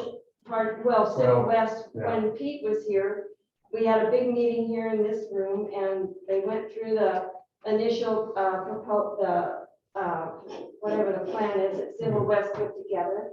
And that's been at least 2 years ago now. And so it's gone on, and I wouldn't blame DEQ if they came down because nothing's been done. And also the other point that I really agree with is the idea of maintaining ownership of our own system, that we need to maintain our own identity and decide what we want to do, not what Medford tells us we have to do after we become part of the pipeline system. So I'm all for maintaining Gold Hills ownership of it and for developing our own identity. And I suppose, just to be obnoxious, the counterpoint to that is, at some point, we don't have the critical mass to maintain control of everything. And that's the question that we're dealing with. That's been my, and not to discount your point, but that's been my whole contention is over the last 30 years. We have a track record of failure. Yes. And if we build our own plant, we need to annex into RBSS and let them take care of the plant. Because we do not have the wherewithal, for instance, Jerry, to hire and maintain and train operators. One critique I had of Anderson Perry's evaluation of the rehab of the existing plant, which came out, if you included all the extras, the outfall extension, headworks, lift station, all that, there's going to be $8.5 million just to rehab the existing plant. They only put $75,000 in there for an operator. To me, that's one person, and I don't see how you could operate a treatment plant like that with one person. Well, there's not only two options. RBSS and us hiring our own operators are not the only two options. There's other companies out there that could bid on it and possibly run the plant too. So We should put it out to bid to see what our. there's not only the two options. Well, there's that. More than likely, like Mike's pointed out, in Rogue River, a small town doesn't have the equipment to take care of the collection system. You might find a contractor to run your wastewater plant, but right now, RBSS is taking care of everything. They're doing work on the collection system too, maintenance. And you might find somebody to run the treatment plant. You're still gonna have to find somebody to maintain your collection system. well, you don't know that whoever would do it is not going to do that. Also, they did it, so why wouldn't the other company? We don't know that for a fact.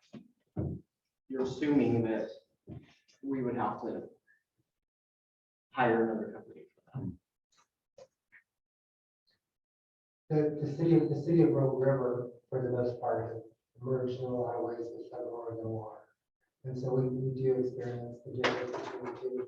And like I said before, we realize that there are limitations to that. We're not exactly comparing apples with apples, oranges with oranges. Without the larger components of that kind of neighborhood health, we can't function. And then the water treatment plant has been where my primary function has been over the last 5 years as public works director in the city of Rogue River. And we've made good progress there. The wastewater plant is an SBR. The city of Rogue River has a really small amount of space. The SBRs are really good at trying to get stuff done in a really small amount of space. So that's one of the things as far as SBR goes. But in the end, for what it's worth, the city of Rogue River does have, as you mentioned, they have a unique thing. They have land. Maybe not. Even as you go, you do have some space in some land there to deal with. And Mark is right. It's been 30 years.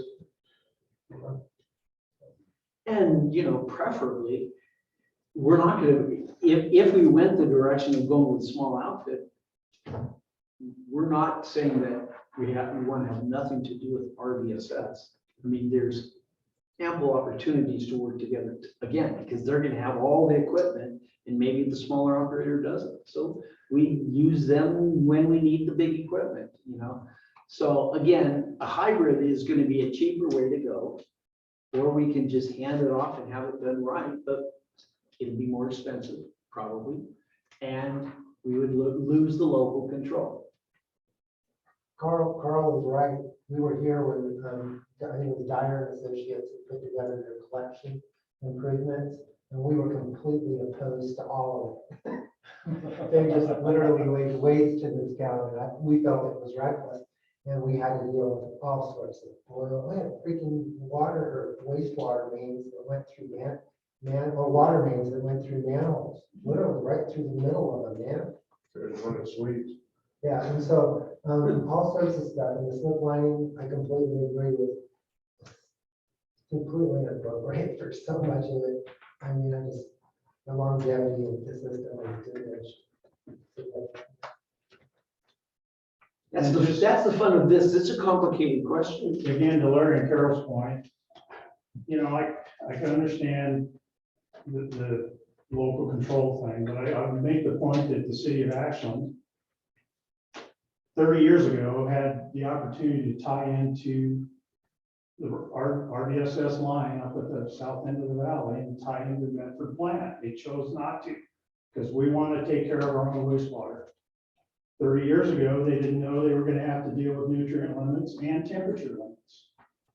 They've had to put in nutrient removal, but I don't think they've resolved the temperature issue yet. And as recent, Carl can correct me if I'm wrong, as recently as last summer, Ashland approached the region again to see about tying into the Medford plant because they're facing things 30 years ago that they did not see. And now we've got nutrient and temperature limits we have to meet that we didn't see 30 years ago. And now maybe we want to tie into the Medford plant and then we get rid of our wastewater plant. But they were going to have to spend, because their flows are about 2.5 million gallons a day. The region was going to make them, what was it, $200,000 to some sort of a facility plan? Yeah. Because the Medford plant is designed for 20 million gallons a day of dry weather flow. And flow right now is 16.5 to 17 million gallons a day. You tack another 2.5 million gallons a day onto the city of Ashland, you're pushing Medford at its design capacity. So they were going to make Ashland pay for a modified sort of facility plan. How's this tie-in going to affect? And they decided they didn't want to spend the $200,000. And so again, that's the thing. We don't know. We build our own plant. We might meet today's limits. We don't know. And if that's what you guys want to do, that's fine, but you better be prepared. If it hits the fan in 10 years, you better be prepared for that. That's all. And that's a very real element of this whole decision. Yeah, and that's It why. ain't stable. It's gonna change. That's a true statement for anything that you choose. Yeah. Because even with the pipeline, there will be things down the road that you may not have thought about 30 years from now. So So Carl, if we went with the pipeline though, we're sending our problems to you, right? You deal with what happens in 30 years. As far as discharge into the river, yeah, absolutely. So we pretty much offload that whole set of questions. I mean, if something crazy happens, you're part of the system, so you're gonna be part of the solution for whatever happens. But you're talking about 1,200 people in a group of And 120,000. Yeah, so you have probably 120,000 Yeah. ratepayers in the Medford system. And again, that's the Yeah. thing, you have economy of scale. So we're less than 1% or 1%. And we're, what Carl said, we're 65,000 gallons a day. We're not gonna, if we tie in, we're not gonna have to spend money to tell the Yeah. region how we're gonna impact. It's not even gonna be really a measurable amount to the Medford plant, whereas Ashland was gonna have to spend money to even evaluate whether they could tie in. So we're at what, 0.65 MGD? Yeah. Pretty consistent year round, actually. Well, it's because we haven't had any rain since. You guys have the blessing of no rain. Anyone have any burning question for Brainiacs before we move on? I'm just confused. That's. How do you know? But again, I would, I would offer, take a couple tours of a couple facilities if you can. I'll find out if Ashland is an oxidation ditch. That seemed to be my recollection, but it's probably been over 20 years ago since I was at the Ashland plant, probably longer than that. And again, consider taking a tour of the Medford plant, because everything you see there, for the most part, is gonna happen on a small scale. You have a laboratory, I'm just trying to educate everybody. You have a laboratory, you got guys that work in the lab, you have lab tests you have to do every day, not only to tell DEQ what the quality of your effluent is, you're required to do testing for that, because you got to prove you're meeting your discharge permit. So somebody's got to have laboratory skills. I mean, it's not rocket science, but you got to have laboratory skills. Somebody has to do lab tests. You're doing lab tests not only for your effluent quality, but you're doing what are known as process control tests, because there's a lot of tests you have to do to make sure you're running your treatment process in its most optimal mode. And that's a very simplified explanation, but you got to keep track of what's going on with the bugs in your system. And you've got process control tests along with laboratory tests. You've got monthly reports that go to DEQ. Permits are pretty extensive with a lot of laboratory testing requirements. And they have to do that here. So, that's all part of, it's just one small piece of a puzzle operating a wastewater treatment plant. So, and Mike can probably attest to that. Been doing it a long time. So, So it says that the city of Ashland, they have a tertiary facility for part of the year. So they probably discharge it to. correct, I believe it's, yeah. So this can then carousel oxidation ditch with secondary clarifiers. Yeah, so it is an oxidation, and the nutrient removal is probably just in the summer months. It's for just a very short period, December 1st through April 30th. Oh, okay. So that's part of the thing too, depending on what you do with your effluent and when.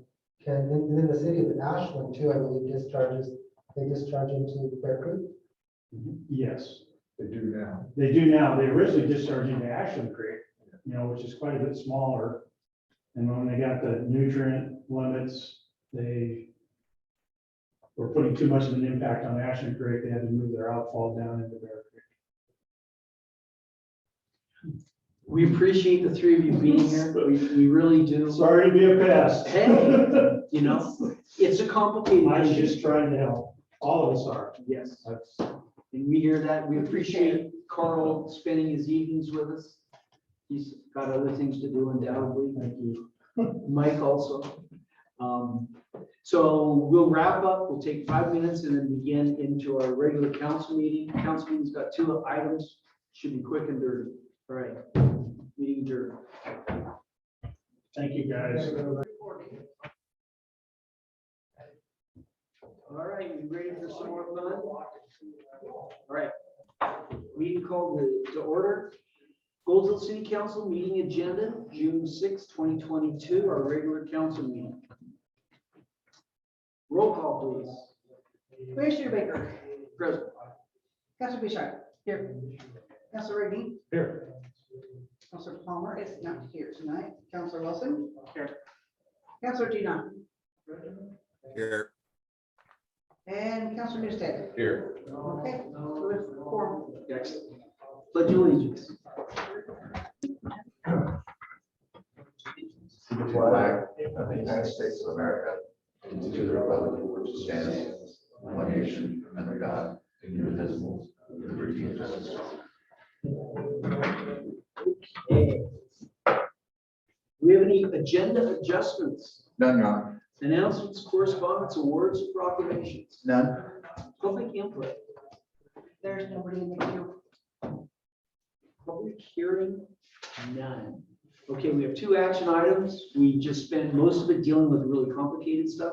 Appreciate all of your effort on that.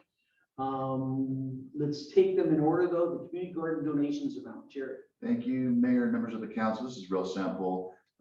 Several meetings ago, the council was approached by Can Do in reference to the community garden. And it was a request that it encompassed a lot of, one request encompassed a lot of requests. You know, can we use the property if we can? Where? Can we do fences? Can we do all this?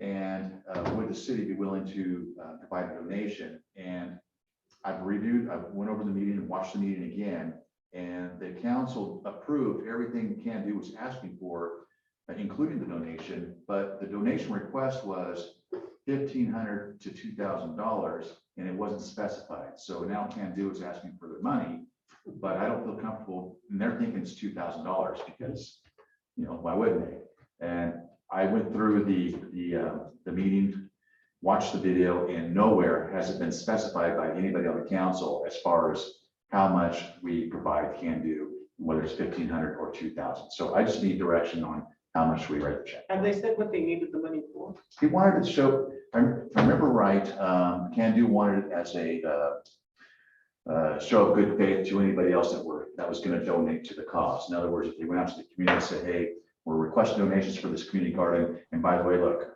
we've even got the city of Gold Hill investing in it. They're providing us this much, just to show others that we're part of the plan, if you will. And so when the motion was made, it was basically, the motion is made to basically grant whatever Can Do is asking for, but it wasn't specified how much the donation was going to be. Again, when Joel mentioned it, he started with 1,500 and he goes, or 2,000, and we never specified in the motion what we were going to give them.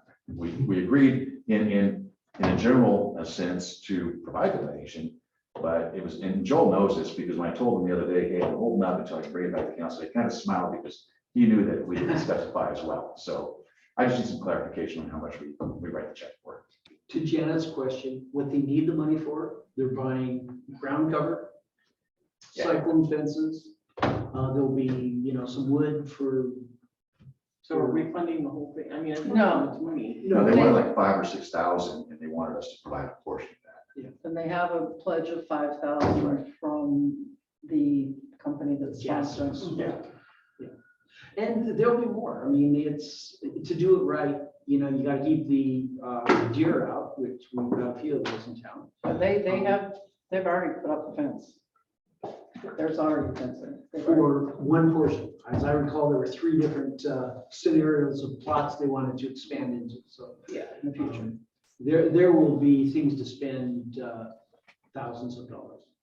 Well, I don't think we're not committing to that. We're just committing to this one time. Yeah, of course. Does someone want to suggest an amount to commit to? My vote's for 1,500. Second. Well, it wasn't a motion. Okay, was a so discussion. I'll make a motion to split the difference, $1,750. Is there a second? Well, hold on, I just mean rules of order. We already had a motion and a second. I think we have to vote on that first. On the I'm sorry, Counselor, 1,500. but, Did we have a second on? the yeah, we had 1,500? Counselor Okay. Rigney, second. So before we vote on the first motion, thank you, keeping us on track. Let's have a little talk about this. I think the fact that we've been able to attract a community partner, $3,000 or $5,000, that's a big thing. It's a great project. Is there a difference in us kicking in $2,000 or $1,500? I mean, how do we feel about that? It's $500 difference. I was under the impression that there was not going to be, I mean, that's what I understood, that we were not going to have any financial involvement in community guidance at all. At one point, that was where things started. And we're at now, we're at $1,500 to $2,000. And that's based on the motion and the past motion of the council a couple months ago. But again, it was a very general motion. Basically, I motion that we provide Can Do whatever they're asking for. And so the only thing that's left in question is how much, because it was mentioned 1,500 and it was mentioned 2,000. And we just passed a motion saying we'll give them a donation, but we didn't specify, so, Gotcha. yeah.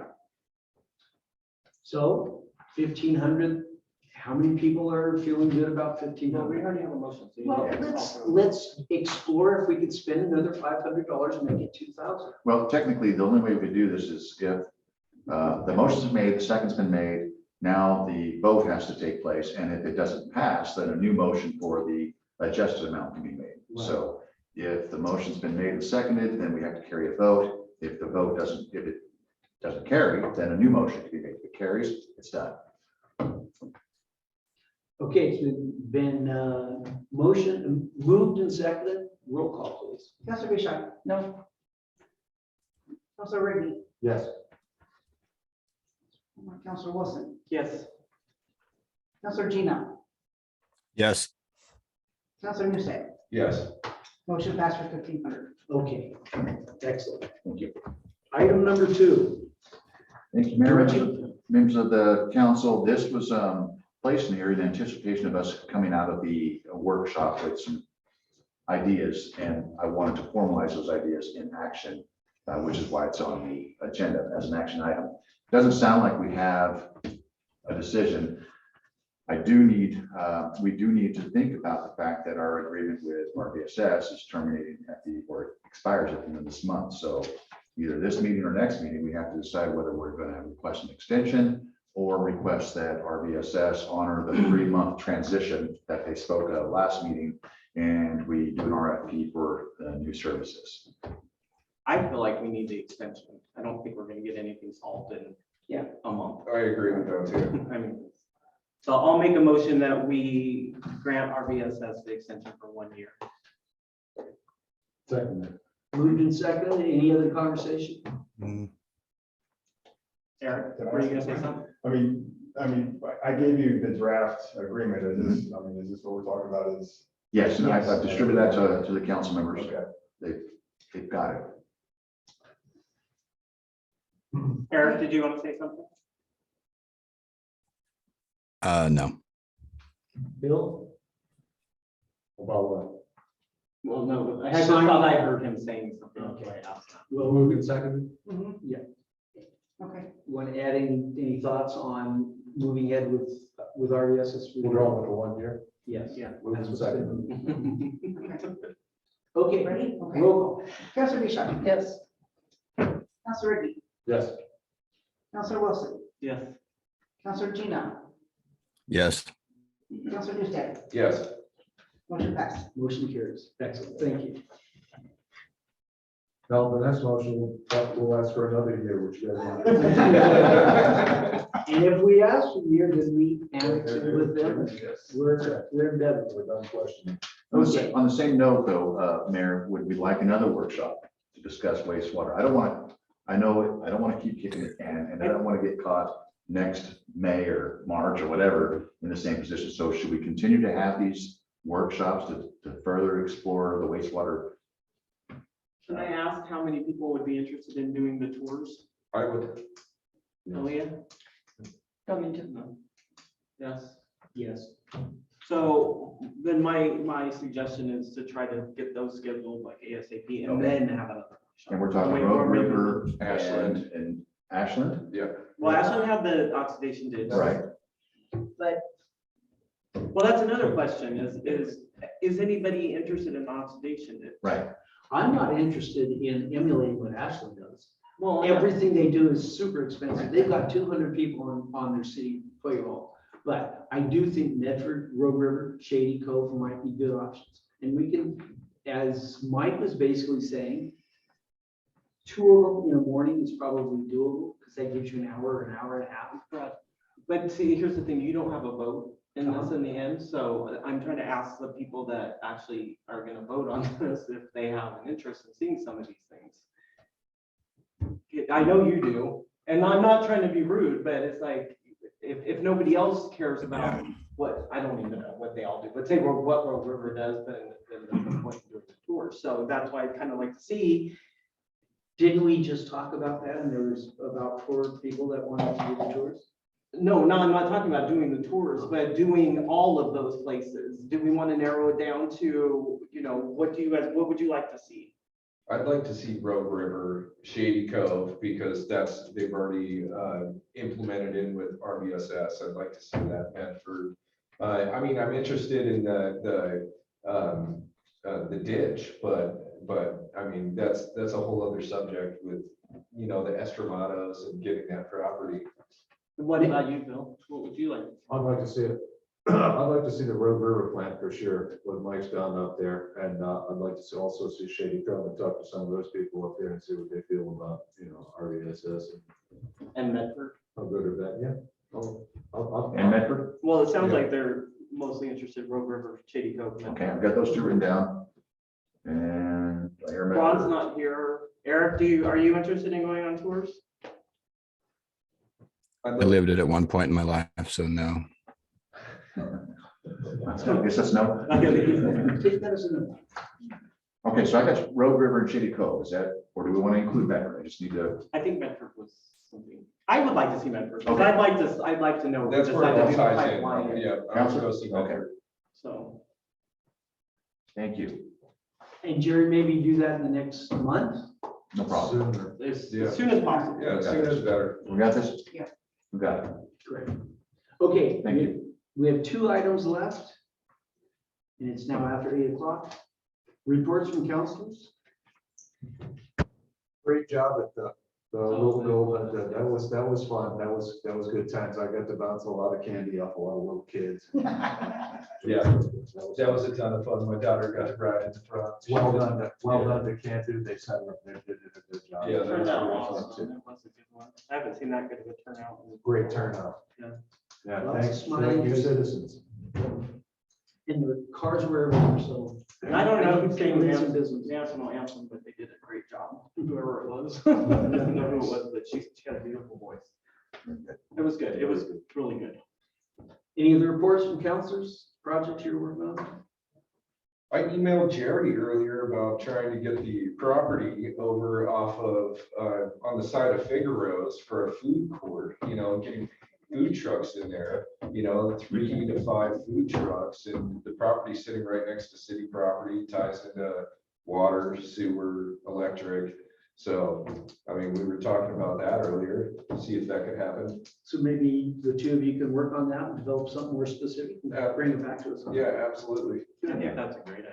And my response to the counselor was, his fee studies, perfect timing for the fee study, because we can talk about fees for. Yeah, how much would we charge That's for right. the space? Yep. on the- So we can, I mean, that's potentially Absolutely. good income. So Absolutely. We've already talked to food trucks in the area. We know what they're actually getting per month in certain locations, and, you know, they want a reduction in cost just by a little bit, but that could fit, you know, yeah, at least 4 to 5 trucks, I can imagine. Yeah, and another That'd be a one just perfect opened spot up for it. today. What's that? Right next to Figaro's, that gravel Oh, lot right that there. triangle lot. Right, right, exactly. Food, Gold Hill's gonna be the next Yes. food truck mecca. Great food truck race. Yeah, but also on weekends, you have traffic congestion anyway, because the beach park is always full of people coming in from all over just to hang out right there. Yep. So I thought that would be a good little moneymaker, not just for the town, but the local businesses. People could have fun, and, you know, you never know where that's gonna take us. It'd be great if we could find a grant to pay that for that property. Absolutely. We're getting better at picking up ants. Yeah, good job with the grants lately too, let's just see a little money coming in for a change. Yeah, good job on that powerhouse, Susan K. Yeah, I was gonna mention that. I think it's a great deal. It's I think, I'm telling you, the panel that we had in our last meeting, there's 10 different agencies on board, and they all want to help us. And the next step is going to be a site visit, hopefully at the end of the month, maybe the first week in July. And I'm telling you, the site visit is what compels people to jump on this. I mean, I think that was a selling point. It's unfortunate that, you know, this eyesore, this nuisance is an attraction, but it's for the right reason, because people are looking at like, oh my God, we have to do something about this. So it's really exciting that we're moving forward. Great. Let me know when that site's, I'd like to see it, I'd like to be there on that. Absolutely. Too. You got it?